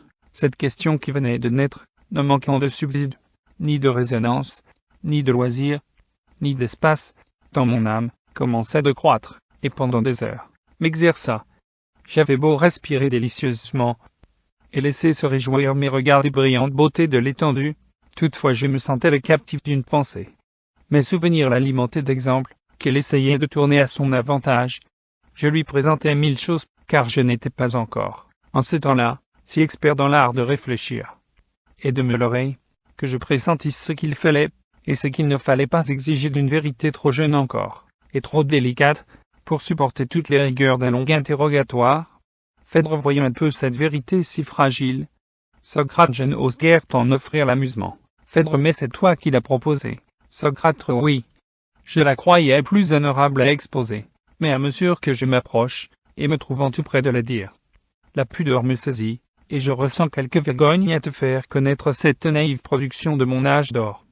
Phèdre, quel amour propre, tu oublies que nous sommes ombres. Socrate, voici donc mon idée ingénue, intrigué par cet objet, dont je n'arrivais pas à connaître la nature, et que toutes les catégories demandaient ou repoussaient également. Je tentais d'échapper à l'image agaçante de ma trouvaille. Comment s'y prendre? Sinon par le détour d'un agrandissement de la difficulté même. Après tout, me disais-je, le même embarras qui m'est proposé par cet objet trouvé se peut concevoir au sujet d'un objet connu. Mais dans celui-ci, puisqu'il est connu, nous possédons la question et la réponse. Ou plutôt nous possédons surtout la réponse. Sentant que nous l'avons, nous négligeons de poser la question. Suppose donc que je considère une chose très familière, comme une maison, une table, une amphore, et que je feigne quelque temps d'être un homme tout à fait sauvage, et qui n'aurait jamais vu de tels objets. Je pourrais bien douter, si ces objets sont de fabrication humaine, ne sachant à quoi ils peuvent servir ni même s'ils sont de quelque usage à quelqu'un, et naissant. D'ailleurs, renseigné par personne, il faudrait bien que j'imagine le moyen d'apaiser mon esprit à leur sujet. Phèdre, qu'est-ce que tu as imaginé? Socrate, cherchant, trouvant, perdant et retrouvant le moyen de discerner ce qui est produit par la nature de ce qui est fait par les hommes, je restais quelque temps à la même place, l'œil hésitant au milieu de plusieurs lumières, puis je me mis à marcher très rapidement vers l'intérieur des terres, comme quelqu'un en qui les pensées, après une longue agitation dans tous les sens, semble enfin s'orienter et se composer dans une seule idée, engendrant du même coup pour son corps une décision de mouvement bien déterminée et une allure résolue. Phèdre, je sens cela. J'ai toujours admiré que l'idée qui survient, fût-elle la plus abstraite du monde, vous donne des ailes et vous mène n'importe où. On s'arrête, puis on repart. Voilà ce qui est pensé. Socrate. Moitié courant, je raisonnais ainsi. Un arbre, chargé de feuilles, est un produit de la nature. C'est un édifice dont les parties sont les feuilles, les branches, le tronc et les racines. Je suppose que chacune de ces parties me donne l'idée d'une certaine complexité. Je dis maintenant que l'ensemble de cet arbre est plus complexe que l'une quelconque de ses parties. Phèdre, ceci est évident. Socrate, je suis bien loin de le penser. Mais j'avais à peine 18 ans, et je ne connaissais que certitude. L'arbre, donc, comprenant telle et telle partie, comprend et assume toutes leurs diverses complexités. Et il en est de même d'un animal, dont le corps tout entier est chose plus complexe que le pied, ou que la tête, puisque la complexité du tout comprend en quelque sorte, comme partie, les complexités des diverses parties. Phèdre, le fait est, mon cher Socrate, que l'on ne peut guère concevoir un arbre comme partie d'une feuille, ou accessoire d'une racine, ni un cheval comme organe ou partie de sa cuisse. Socrate, j'en ai inféré sur le champ que, dans tous ces êtres, le degré de l'ensemble est nécessairement plus élevé que le degré des détails, ou plutôt qu'il peut être égal, ou plus élevé que celui-ci, mais jamais inférieur à lui. Phèdre, ta pensée me semble assez claire, mais ce degré est difficile à concevoir nettement. Socrate, je t'ai dit et redit que j'avais 18 ans. Je pensais, comme je le pouvais, à un degré de l'ordre et de la distribution des parties et des éléments assemblés pour former un être, mais tous ces êtres dont j'ai parlé sont de ceux que produit la nature.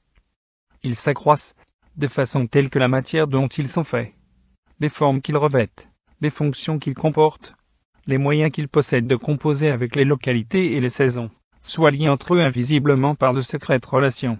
Et c'est là peut-être ce que veulent dire ces mots, produits par la nature. Mais quant aux objets qui sont œuvres de l'homme, il en va tout autrement. Leur structure est un désordre. Phèdre, comment se peut-il, Socrate, quand tu penses, ne sens-tu pas que tu déranges secrètement quelque chose? Et quand tu t'en dehors, ne sens-tu pas que tu la laisses arranger comme elle peut? Phèdre, je ne sais, Socrate, cela ne fait rien. Je poursuis. Les actes de l'homme qui construit, ou qui fabrique quelque chose, ne s'inquiètent pas de toutes les qualités de la substance qu'il modifie, mais seulement de quelques-unes. Ce qui est suffisant à notre but, voilà ce qui nous importe. Ce qui suffit à l'orateur, ce sont les effets du langage. Ce qui suffit au logicien, ce sont ses relations et sa suite. Et comme l'un néglige la rigueur, l'autre, les ornements, et de même, dans l'ordre matériel.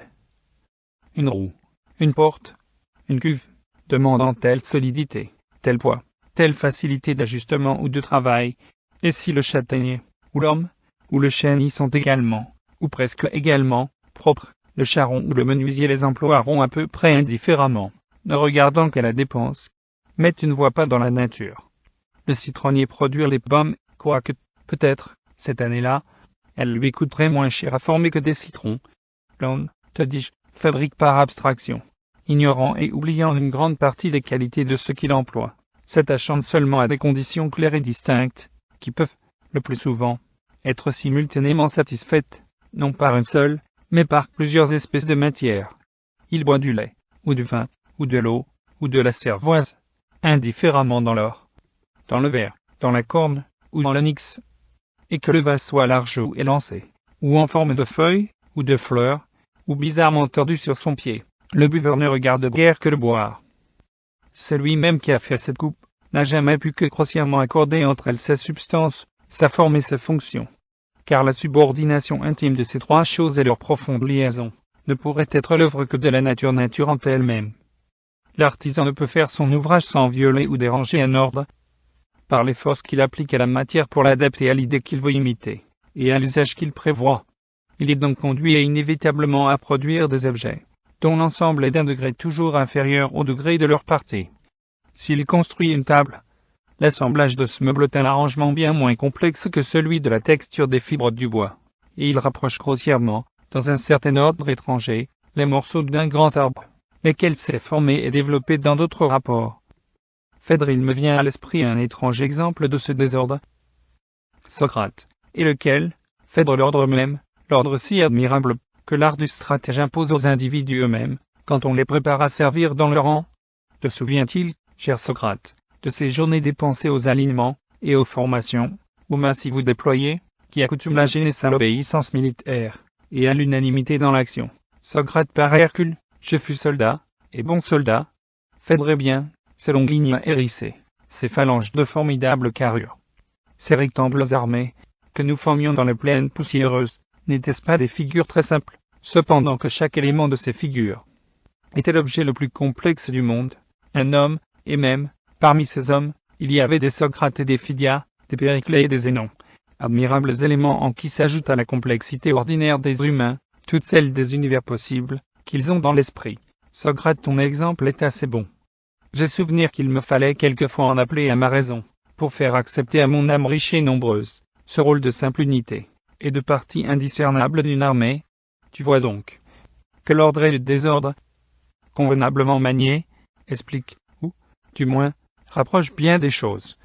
Phèdre, je vois que, mis en mouvement par cet objet trouvé sur le bord de la mer, et auquel tout autre que toi n'eût prêté la moindre attention, ton génie adolescent s'est élevé presque aussitôt à la considération d'une différence très importante, et très simple. Tu as tiré de l'incident le plus mince, cette pensée que les créations humaines se réduisent au conflit de deux genres d'ordre, dont l'un, qui est naturel et donné, subit, et supporte l'autre, qui est l'acte des besoins et des désirs de l'homme. Socrate, j'ai cru cela.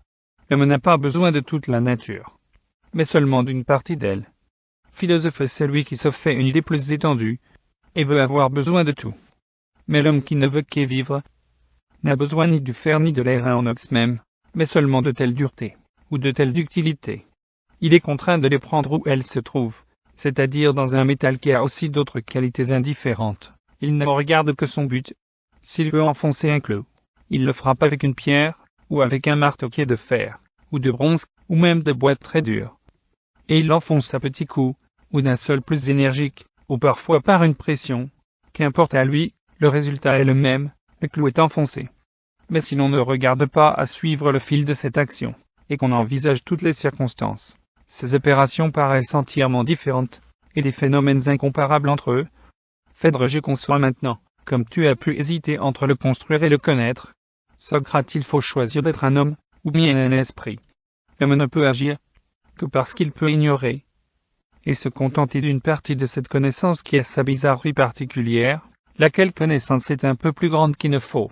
Phèdre, c'est pourtant ce petit accès qui nous fait homme, Socrate, crois-tu donc que les chiens ne voient pas les étoiles, dont ils n'ont qu'à faire? Il leur suffirait que leur œil perçût les choses terrestres. Mais il n'est pas si exactement adapté à la pure utilité, qu'il ne soit capable, cependant, des corps célestes, et de la majestueuse ordonnance de la nuit. Phèdre, ils aboient inlassablement vers la lune. Socrate et les humains, de mille manières, ne s'efforcent-ils pas de remplir, ou de rompre le silence éternel de ces espaces infinis qui les effrayent?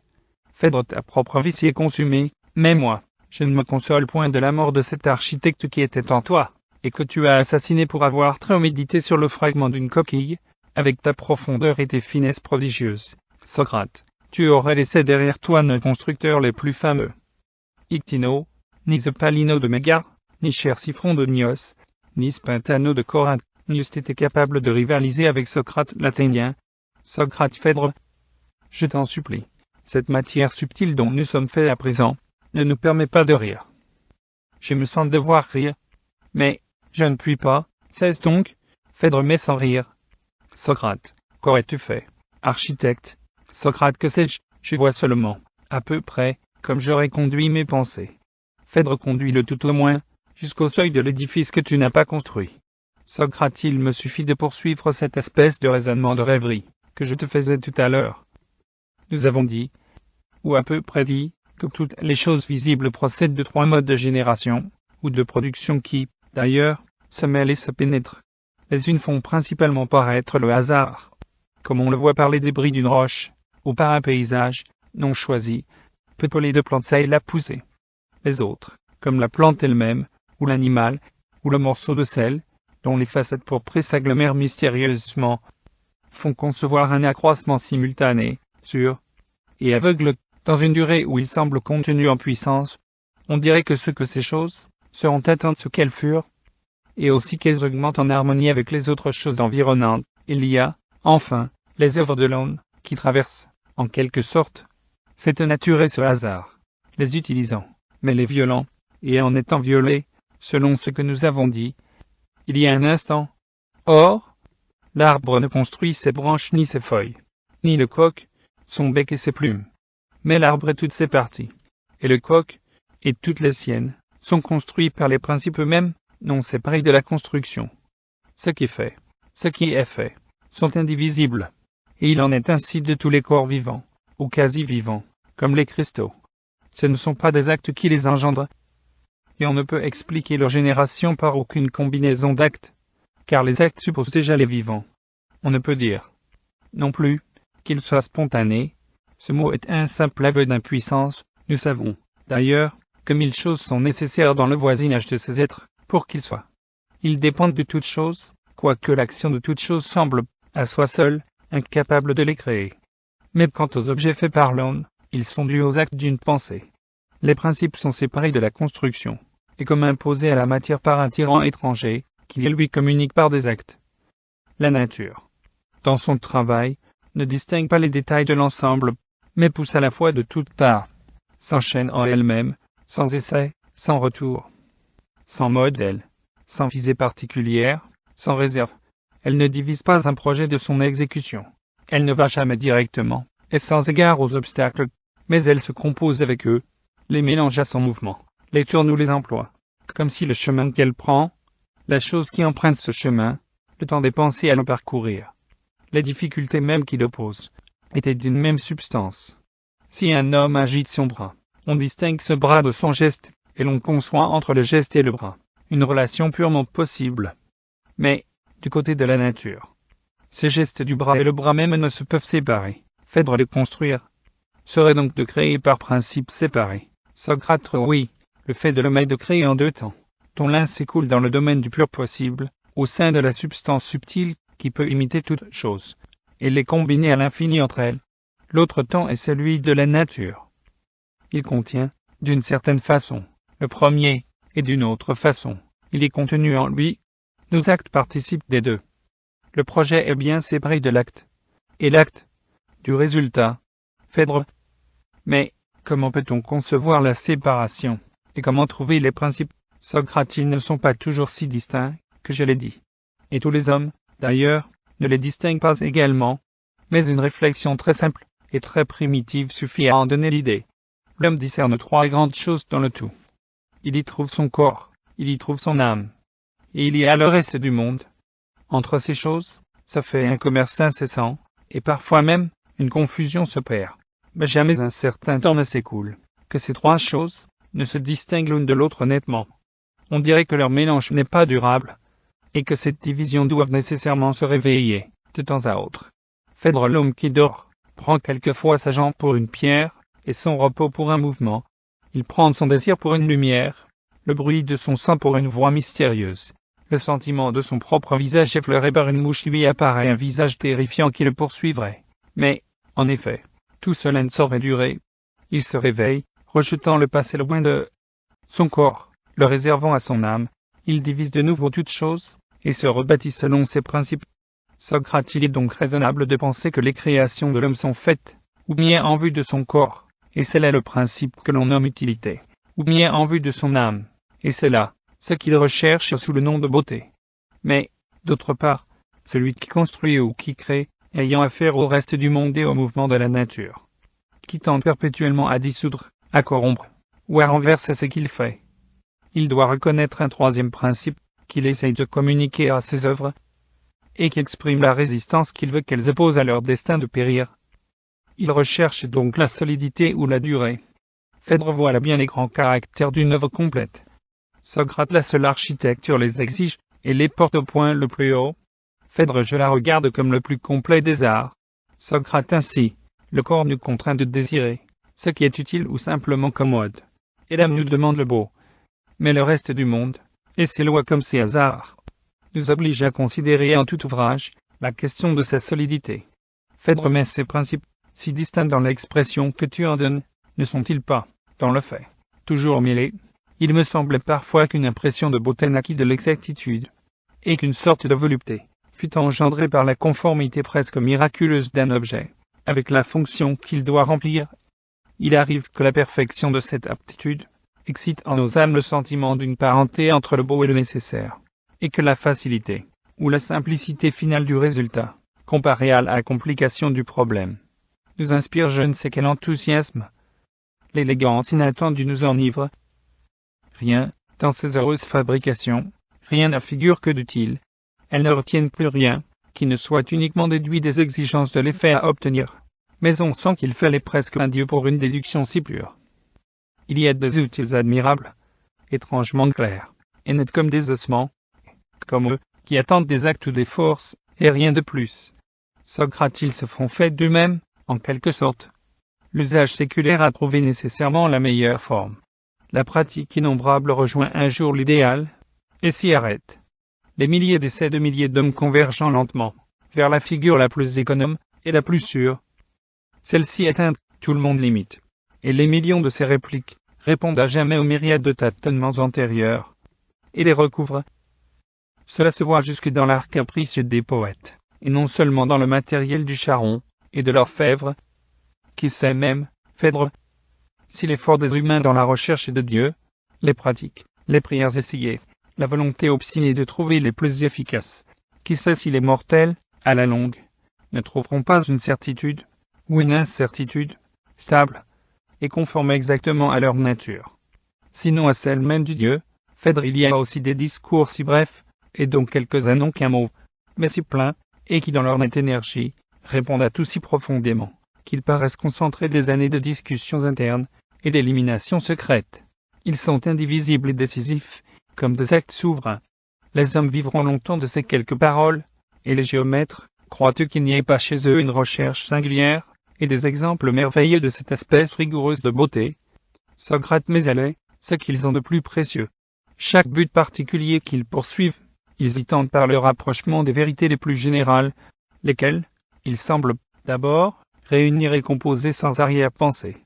Ils dissimulent leurs desseins, ils cachent leur visée réelle. On ne voit pas d'abord où ils veulent en venir. Pourquoi tirer cette ligne? Pourquoi nous rappeler cette proposition? Pourquoi faire ceci et non cela? Il n'est plus question du problème qui était en jeudi. On dirait qu'ils l'ont oublié, et qu'ils se perdent dans l'éloignement dialectique. Mais, tout à coup, ils font une simple remarque. L'oiseau tombe des nues, la proie est à leurs pieds, et nous nous demandons encore ce qu'ils prétendent faire. Que déjà ils nous regardent en souriant. Phèdre avec mépris. Socrate, ces artistes-là n'ont point de raison d'être modestes. Ils ont trouvé le moyen de mêler inextricablement la nécessité et les artifices. Ils inventent des tours et des prestiges, qui sont comme la jonglerie de la raison. La plus grande liberté naît de la plus grande rigueur. Mais quant à leur secret, il est assez connu. Ils substituent à la nature, contre laquelle s'évertuent les autres artistes, une nature plus ou moins extraite de la première, mais dont toutes les formes et les êtres ne sont enfin que des actes de l'esprit, actes bien déterminés, et conservés par leur nom. De cette manière essentielle, ils construisent des mondes parfaits en eux-mêmes, qui s'éloignent parfois du nôtre au point d'être inconcevables, et parfois s'en approchent, jusqu'à coïncider en partie avec le réel.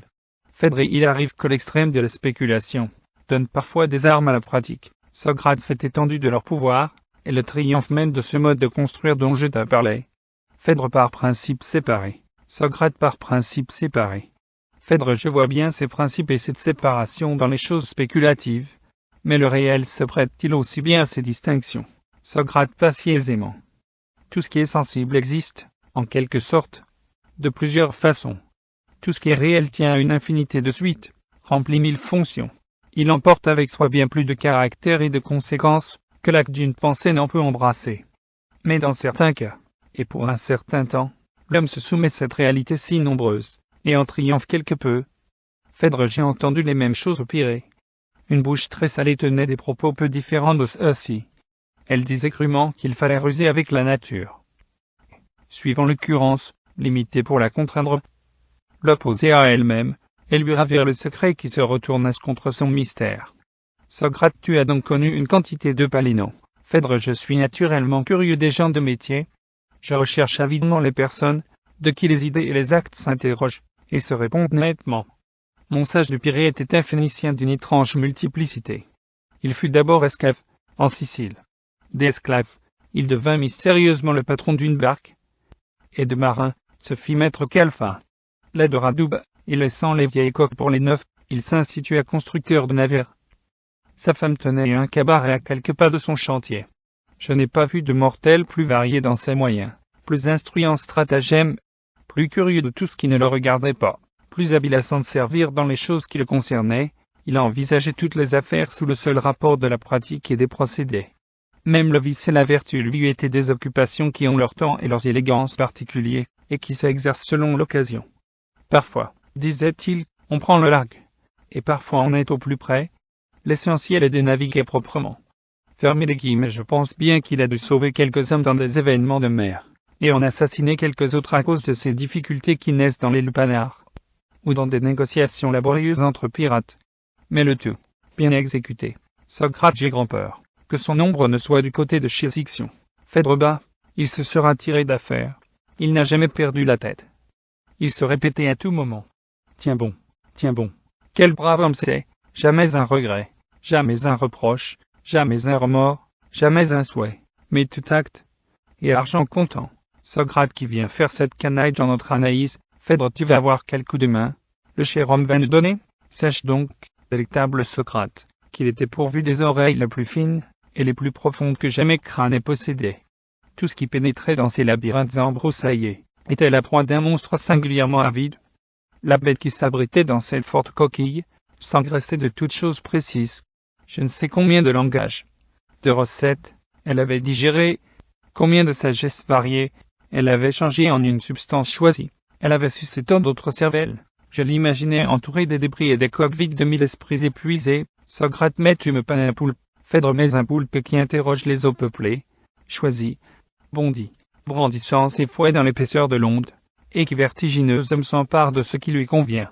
N'est-il pas un vivant 100 fois plus vivant que l'immobile éponge? Combien d'éponges nous avons connues, collées à jamais sous un portique d'Athènes, absorbant et restituant sans effort toutes les opinions fluctuantes autour d'elle, éponges de paroles baignées, imbues indifféremment de Socrate, d'Anaxagore, de Mélito, du dernier qui a parlé. Les éponges et les seaux ont ceci de commun qu'ils adhèrent. Ô Socrate, mais quant à mon fils de la mer, enfant très curieux de la putain retentissante, qui appelle éternellement les hommes, il s'était approprié et assimilé ce qui était le meilleur quant à lui-même, issu d'aventures étonnantes et de pêches véritablement miraculeuses, pâli, noirci, doré successivement par les climats, ayant observé de ses propres yeux les météores qui ne se rencontrent presque jamais.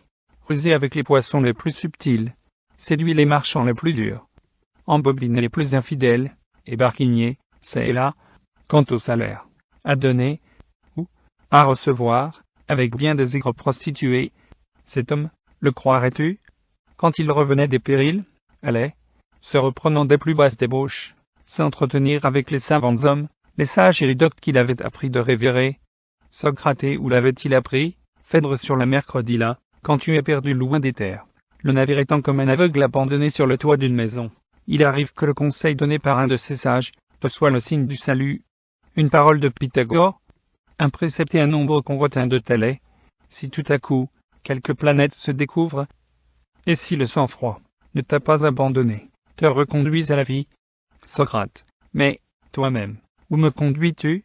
Phèdre, je voulais te guider aux édifices de bois que bâtissait le Phénicien. Il fallait peindre l'homme, tout d'abord, si tu l'avais vu, une seule fois, avec ses yeux bordés de rouge, et pareil au fond cuivré de la mer brûlante sur lesquels se rencontre le poisson vert, qui est dangereux à manger. Mais nous parlions, cher Socrate, du mariage de la pratique avec la théorie. Je pensais te faire sentir à quel point les vicissitudes de sa vie, les leçons qu'elle lui avait vendues, celles qu'il avait prises des sages, se combinaient dans son esprit. Ce Phénicien audacieux ne cessait de considérer, dans son âme, le problème de la navigation. En soi-même, il agitait incessamment l'océan. Qu'est-ce que l'on peut opposer à cet univers inconstant, travaillé de loin par les astres, couru de ou les deux montagnes transparentes, incertain sur ses bords, inconnu dans ses profondeurs, origine de tout ce qui vit, mais tombe impénétrable au mouvement de berceau, et recouverte de lumière. Son démon industrieux le poussait à vouloir faire les meilleurs vaisseaux, qui eussent jamais entamé les ondes de leur tailloir, et cependant que ses émules se bornaient à imiter les modèles en usage, de copie en copie, continuait de reconstruire la nef d'Ulysse, sinon même l'archimémorial de Jason, lui, Tridon le Sidonien, ne cessant d'approfondir les parties inexplorées de son art, brisant les assemblages d'idées pétrifiées, reprenant les choses à leur sauce.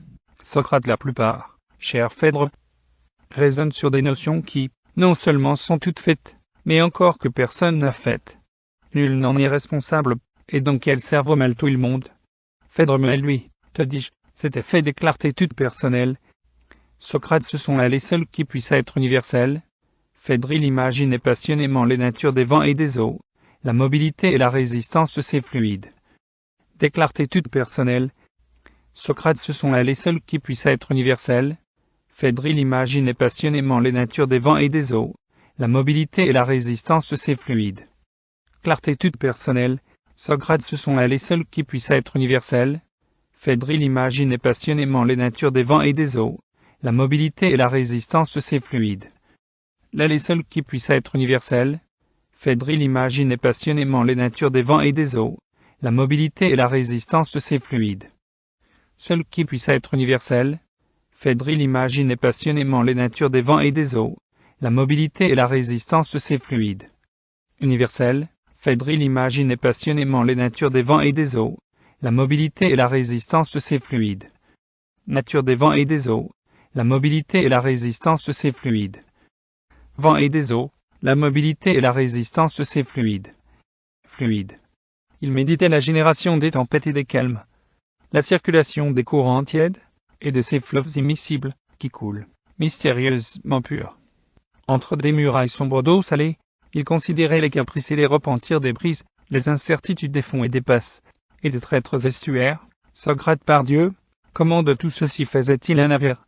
Phèdre, il croyait qu'un navire doit être, en quelque sorte, créé par la connaissance de la mer, et presque façonné par l'onde même, mais cette connaissance consiste, à la vérité, à remplacer la mer, dans nos raisonnements, par les actions qu'elle exerce sur un corps, tellement qu'il s'agisse pour nous de trouver les autres actions, qui s'opposent à celle-ci, et que nous n'ayons plus à faire, car un équilibre de pouvoir, les uns et les autres empruntés à la nature.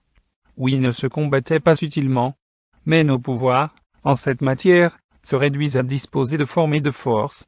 Tridon me disait qu'il imaginait son vaisseau suspendu au bras d'une grande balance, dont l'autre bras supportait une masse d'eau, mais je ne savais trop ce qu'il entendait par là. Mais encore, la mer agitée ne se contente pas de cet équilibre. Tout se complique avec le mouvement. Il cherchait donc quelle soit la forme d'une coque, dont la carène demeure à peu près la même, que le navire roule d'un bord à l'autre, ou qui danse, d'autres façons. Autour de quelques centres, il traçait d'étranges figures qui lui rendaient visibles, à lui, les secrètes propriétés de son flotteur. Mais, moi, je n'y reconnaissais rien d'un navire. Et d'autres fois, il étudiait la marche et les allures, espérant et désespérant d'imiter la perfection des poissons les plus rapides, ceux qui nagent facilement en surface, et se jouent dans l'écume entre deux plongées, l'intéressaient entre tous. Il parlait, avec l'abondance d'un poète, des thons et des marsouins, au milieu des bons et des libertés desquels il avait si longtemps vécu. Ils chantaient leurs grands corps polis comme des armes, leurs museaux comme écrasés par la masse de l'eau opposée à leur marche, leurs ailerons et leurs nageoires, rigides comme le fer, et coupant comme lui, mais sensibles à leurs pensées de poissons, et gouvernant vers leur destin, selon leurs caprices.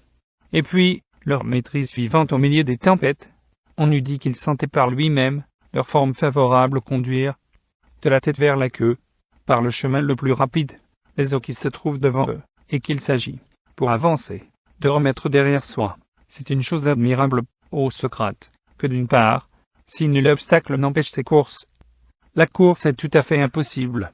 Tous les efforts que tu enfantes se détruisent l'un l'autre, et tu ne peux pousser d'un côté, sans te repousser de l'autre, avec une égale puissance. Mais, d'autre part, l'obstacle nécessaire étant réalisé, il travaille contre toi, il boit tes fatigues, et te concède parcimonieusement l'espace dans le temps. C'est ici que le choix d'une forme est l'acte délicat de l'artiste, car c'est à la forme de prendre à l'obstacle ce qu'il lui faut pour avancer, mais de n'en prendre que ce qui empêche le moins le mobile. Socrate, mais ne peut-on copier le marsouin, ou le thon eux-mêmes, et piller directement la nature? Phèdre, je le croyais naïvement. Tridon m'a détrompé. Socrate, mais un marsouin n'est-il pas une sorte de navire? Phèdre, tout change avec la grosseur. La forme ne suit pas l'accroissement si simplement, et ni la solidité des matériaux, ni les organes de direction, ne le supporteraient. Si une qualité de la chose grandit selon la raison arithmétique, les autres grandissent autrement. Socrate, Tridon fit-il, du moins, quelque chose de bon. Phèdre, quelques merveilles sur la mercredi, quelques autres, sans doute, sont par le fond, et attendent, cuirassés de moules, le temps que la mer se dessèche. Mais j'ai vu prendre large à la plus pure de ses filles, la fine fraternité aux formes fuyantes, le soir qu'elle partit pour son premier voyage. Sa joue écarlate recevait tous les baisers qui bondissent de la route, les triangles bien tendus de ses voiles pleines et dures. Appuyait sa hanche à la lame. Socrate vit, et pour moi, les voiles noires et molles du vaisseau chargé de prêtres, qui revenant péniblement de Délo, et se traînant sur ses rames, Phèdre, comme tu supportes mal de revivre ta belle vie. Socrate, Phèdre, mon Paul, Phèdre, ombre sœur de mon ombre, je le sens bien que mes regrets seraient infinis s'ils avaient quelque substance à travailler, et si l'acharnement manquait à leur exercice, ils commencent se sévère, et ils n'achèvent point. Ils se dessinent, mais il ne se peut point qu'ils se colorent. Y a-t-il quelque chose de plus vain que l'ombre d'un sage, Phèdre, un sage même? Socrate, hélas, un sage même, qui ne laisse après soi que le personnage d'un parleur, et diverses paroles immortellement abandonnées. Qu'ai-je donc fait que de donner à croire au reste des humains, que j'en savais bien plus qu'eux-mêmes sur les choses les plus douteuses? Et le secret de le faire croire, consiste dans une mort si bien conduite, parée d'une telle injustice, et de telles amitiés environnées, qu'elle obscurcisse le soleil, et déconcerte la nature. Qu'est-ce qu'il y a de plus redoutable que d'en faire une sorte de chef-d'œuvre? La vie ne peut pas se défendre contre ces immortelles agonies. Elle imagine invinciblement, la naïve, que le plus beau de la tragédie commence après le dernier mot du dernier vers. Les plus profonds regards de l'homme sont pour le vide. Ils convergent au-delà du tout. Hélas, hélas, j'ai usé d'une vérité et d'une sincérité bien plus menteuses que les mythes, et que les paroles inspirées. J'enseignais ce que j'inventais, je faisais des enfants aux âmes séduites, et je les accouchais habilement. Phèdre, tu es dur pour nous tous. Socrate, si vous ne m'eussiez pas écouté, mon orgueil eût cherché de quelque autre manière à se soumettre à vos pensées. J'eusse bâti, chanté, ô perte pensive de mes jours. Quel artiste j'ai fait périr, quelle chose j'ai dédaigné, mais quelle chose enfanté. Je me sens contre moi-même le juge de mes enfers spirituels, tandis que la facilité de mes propos fins me poursuit et m'afflige. Voici que je suscite pour eux de mes actions, qui n'ont pas eu lieu, mes œuvres qui ne sont pas nées, crimes vagues et énormes, que ces absences criantes, et meurtres, dont les victimes sont des choses impérissables. Phèdre, console-toi, tu les regretterais bien davantage, si tu les avais engendrés. Rien ne semble si beau, et ne nous remord si amèrement que les occasions manquées. Mais si nous les avons laissés perdre, n'est-ce pas, que nous ne pouvions les saisir. Sans troubler tout le cours du monde, Socrate sait bien là ce que nous voudrions, qu'elle hésiterait à bouleverser l'univers, pour être un peu plus elle-même. Tu sais bien que nous consentons à tout le reste des choses que le droit de nous convenir. Nous voulons très exactement que les cieux innombrables, et que la terre, et que la mer, et que les cités, et que les hommes aussi, et les femmes particulièrement, et leurs âmes, et leurs forces, et leur grâce, et que les animaux comme les plantes, et même nous voulons naïvement que les dieux, ne soient tous ensemble, et chacun selon sa beauté, qui s'adapte à notre désir, ou selon sa puissance qu'il apporte à notre faiblesse, ne soient donc que les aliments, les ornements, les condiments, les appuis, les ressources, les lumières, les esclaves, les trésors, les remparts et les délices de notre seul individu, comme si notre seule flamme, et cette durée absolue si brève, qui est la sienne, valussent de consumer tout ce qui fut, tout ce qui est, et tout ce qui sera, pour qu'elle jette l'éclat unique, une fois apparue, de toute jouissance, et de tout savoir, relativement à l'être même qu'elle anime et qu'elle dévore. Nous croyons que toutes les choses, et que toute l'opulence du temps, ne sont qu'une bouchée pour notre bouche, et nous ne pouvons penser le contraire. Phèdre, tu m'éblouis, et tu me consternes. Socrate, tu ne sais pas ce que je vois maintenant que j'eusse pu faire. Phèdre, je confesse que cette ombre de désespoir que tu manifestes, et ces tentatives de mort, qui semblent se disputer ton apparence, font de moi-même un fantôme de la stupeur. Si les autres t'entendaient, Socrate, crois-tu qu'ils ne me comprendraient pas? Phèdre, presque tout le monde ici est assez vain de sa vie passée. Les scélérats eux-mêmes font parade de leur abominable gloire. Personne ne veut convenir de s'être trompé, et toi, Socrate, de qui le nom si pur impose encore aux envieux Slaves, tu leur ferais ces tristes confidences, et leur demanderais leur commisération et leur mépris. Socrate, ne saurait-ce pas continuer d'être Socrate? Phèdre, il ne faut pas vouloir recommencer. On ne réussit pas deux fois. Socrate, ne sois pas plus amer. Phèdre, je t'avoue que tes paroles ont quelque peu piqué mon amitié. Tu comprends bien que si tu t'abaisses toi-même, et que si tu ravales Socrate, Phèdre qui s'est donné à lui si pieusement, Phèdre se voir réduit à l'extrême de la sottise, et de la plus aveugle simplicité, Socrate, hélas, c'est notre état, mais j'essaye d'en tirer quelque chose. Ne crois-tu pas que nous devions maintenant employer cet immense loisir, que la mort nous abandonne, à nous juger nous-mêmes, et à nous rejuger infatigablement, reprenant, corrigeant, essayant d'autres réponses aux événements qui sont arrivés, et cherchant, en somme, à nous défendre de l'inexistence par des illusions, comme font les vivants de leur existence? Phèdre, qu'est-ce donc que tu veux peindre sur le néant? Socrate, l'anti-Socrate. Phèdre, j'en imagine plus d'un. Il y a plusieurs contraires à Socrate. Socrate, ce sera donc le constructeur. Phèdre, bon. L'anti-Phèdre l'écoute. Socrate, mort coéternel, ami sans défaut, et diamant de sincérité. Voici. Ce ne fut pas utilement, je le crains, chercher ce Dieu que j'ai essayé de découvrir toute ma vie, que de le poursuivre à travers les seules pensées, de le demander aux sentiments très variables et très ignobles, du juste et de l'injuste, et que le presser de se rendre à la sollicitation de la dialectique la plus raffinée. Ce Dieu que l'on trouve ainsi n'est que parole née de parole, et retourne à la parole, car la réponse que nous nous faisons n'est jamais assurément que la question elle-même, et toute question de l'esprit à l'esprit même, n'est, et ne peut être, qu'une naïveté. Mais au contraire, c'est dans les actes, et dans la combinaison des actes, que nous devons trouver le sentiment le plus immédiat de la présence du divin, et le meilleur emploi de cette partie de nos forces qui est inutile à la vie, et qui semble réservée à la poursuite d'un objet indéfinissable qui nous passe infiniment. Si donc l'univers est l'effet de quelques actes, cet acte lui-même, d'un être, et d'un besoin, d'une pensée, d'une science et d'une puissance qui appartiennent à cet être, c'est par un acte seulement, que tu peux rejoindre le grand dessein, et te proposer l'imitation de ce qui a fait toute chose. C'est là se mettre de la façon la plus naturelle à la place même du Dieu. Or, de tous les actes, le plus complet est celui de construire. Une œuvre demande l'amour, la méditation, l'obéissance à ta plus belle pensée, l'invention de lois par ton âme, et bien d'autres choses, qu'elle tire merveilleusement de toi-même, qui ne soupçonnait pas de les posséder. Cette œuvre découle du plus intime de ta vie, et cependant elle ne se confond pas avec toi. Si elle était douée de pensée, elle pressentirait ton existence, qu'elle ne parviendrait jamais à établir, ni à concevoir clairement. Tu lui serais un Dieu. Voyons donc ce grand acte de construire. Observe, Phèdre, que le démiurge, quand il s'est mis à faire le monde, s'est attaqué à la confusion du chaos. Tout l'informe était devant lui. et il n'y avait pas une poignée de matière qu'il pût prendre de sa main dans cet abîme, qui ne fût infiniment impur et composé d'une infinité de substances. Il s'est attaqué bravement à cet affreux mélange du sec et de l'humide, du dur avec le molle, de la lumière avec les ténèbres, qui constituait ce chaos, dont le désordre pénétra jusque dans les plus petites parties.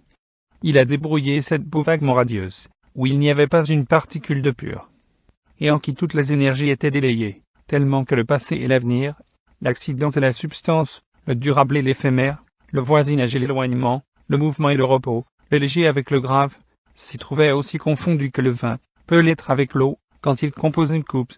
Nos savants cherchent toujours à rapprocher leurs esprits de cet état, mais le grand formateur agissait au contraire.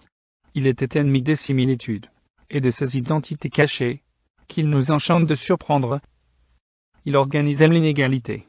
Mettant les mains à la pâte du monde, il en a trié les atomes.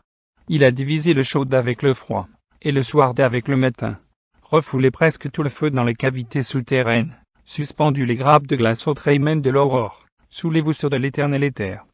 Par lui, l'étendue fut distinguée du mouvement, la nuit le fut du jour, et dans sa fureur de tout disjoindre, il fondit les premiers animaux qu'il venait de dissocier des plantes, en mâle et en femelle, ayant même enfin démêlé, ce qui était le plus mixte dans le trouble originel, la matière avec l'esprit. Il a hissé au suprême de l'empire, à la cime inaccessible de l'histoire, ces masses mystérieuses, dont la descente inéluctable et muette, jusqu'au fond dernier de l'abîme, engendre et mesure le temps. Il a exprimé de la fange, les mers étincelantes, et les eaux pures. Exempt dans les montagnes, et distribuant en belles îles, ce qui demeurait de concret. C'est ainsi qu'il fit toutes choses, d'un reste de fange, les humains. Mais le constructeur que je fais maintenant paraître, trouve devant soi pour chaos et pour matière primitive, précisément l'ordre du monde, que la démiurge a tiré du désordre du début. La nature est formée, et les éléments sont séparés. Mais quelque chose lui enjoint de considérer cette œuvre inachevée, et devant être remaniée et remise en mouvement, pour satisfaire plus spécialement à l'homme.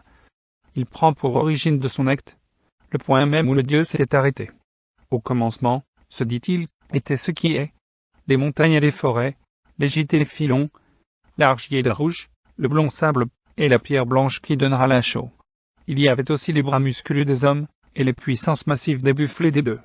Mais il y avait, d'autre part, les coffres et les greniers des tyrans intelligents, et des citoyens démesurément enrichis par leurs négoces. Et il y avait enfin des pontifes qui souhaitaient de loger leur Dieu, et de si puissants rois, qu'ils n'avaient plus rien à désirer qu'une tombe sans pareil, et des républiques qui rêvaient d'inexpugnable mur, et des archontes délicats, pleins de faiblesse pour les acteurs et les musiciennes, qui brûlaient de leur faire construire, aux dépens des caisses de fisc, les théâtres les plus sonores. Or, il ne faut pas que les dieux demeurent sans toit, et les âmes sans spectacle. Il ne faut pas que les masses du marbre demeurent mortellement dans la terre, constituant une nuit solide, et que les cèdres et les cyprès se contentent de finir par la flamme, ou par la pourriture, quand ils peuvent se changer en des poutres odorantes, et en des meubles éblouissants. Mais il faut encore moins que l'or des riches sommes paresseusement dorme son lourd sommeil dans les urnes, et dans les ténèbres du trésor. Ce métal si pesant, quand il cesse aussi d'une fantaisie, prend les vertus les plus actives de l'esprit. Il en a la nature inquiète. Son essence est de fuir. Il se change en toutes choses, sans être changé lui-même. Il soulève les blocs de pierre, perce les monts, détourne les fleuves, ouvre les portes des forteresses et les cœurs les plus secrets. Il enchaîne les hommes. Il habille, il déshabille les femmes, avec une promptitude qui tient du miracle. C'est bien le plus abstrait agent, qui soit après la pensée. Mais encore elle n'échange, et n'enveloppe que des images. Cependant qu'il excite, et qu'il favorise la transmutation de toutes les choses réelles, les unes dans les autres. Lui, demeurant incorruptible, et traversant pur toutes les mains, l'or, les bras, les projets, les substances variées, tout étant en présence, rien néanmoins n'en résulte. Mais voici, dit le constructeur, je suis l'acte. Vous êtes la matière, vous êtes la force, vous êtes les désirs. Mais vous êtes séparés. Une industrie inconnue vous a isolé et préparé selon ses moyens. Le démiurge poursuivait ses desseins, qui ne concernent pas ses créatures. La réciproque doit venir. Il ne s'est pas inquiété des soucis qui devaient naître de cette même séparation, qu'il sait divertir, ou bien qu'il s'est ennuyé de faire. Il vous a donné de quoi vivre, et même de quoi jouir de bien des choses, mais non point généralement de celles dont vous auriez précisément l'envie. Mais je viens après lui. Je suis celui qui conçoit ce que vous voulez, un peu plus exactement que vous-même. Je consumerai vos trésors, avec un peu plus de suite et de génie que vous le faites. Et sans doute, je vous coûterai très cher. Mais à la fin, tout le monde y aura gagné. Je me tromperai quelquefois, et nous verrons quelques ruines, mais on peut toujours, et avec un grand avantage, regarder un ouvrage manqué comme un degré qui nous approche du plus beau. Phèdre, je les tiens très heureux, que tu sois un architecte mort. Socrate, faut-il me taire? Phèdre, tu ne sauras donc jamais quel temple, quel théâtre, jusqu'en-dessus dans le pur style socratique. J'allais te faire penser comment j'aurais conduit mon ouvrage. Je déployais d'abord toutes les questions, et je développais une méthode sans lacune. Où? Pourquoi? Pour qui? À quelle fin? De quelle grandeur? Et circonvenant de plus en plus mon esprit, je déterminais au plus haut point l'opération de transformer une carrière et une forêt en édifice, en équilibre magnifique, et je dressais mon plan, eu égard à l'intention des humains qui me payent, compte tenu des localités, des lumières, des ombres et des vents.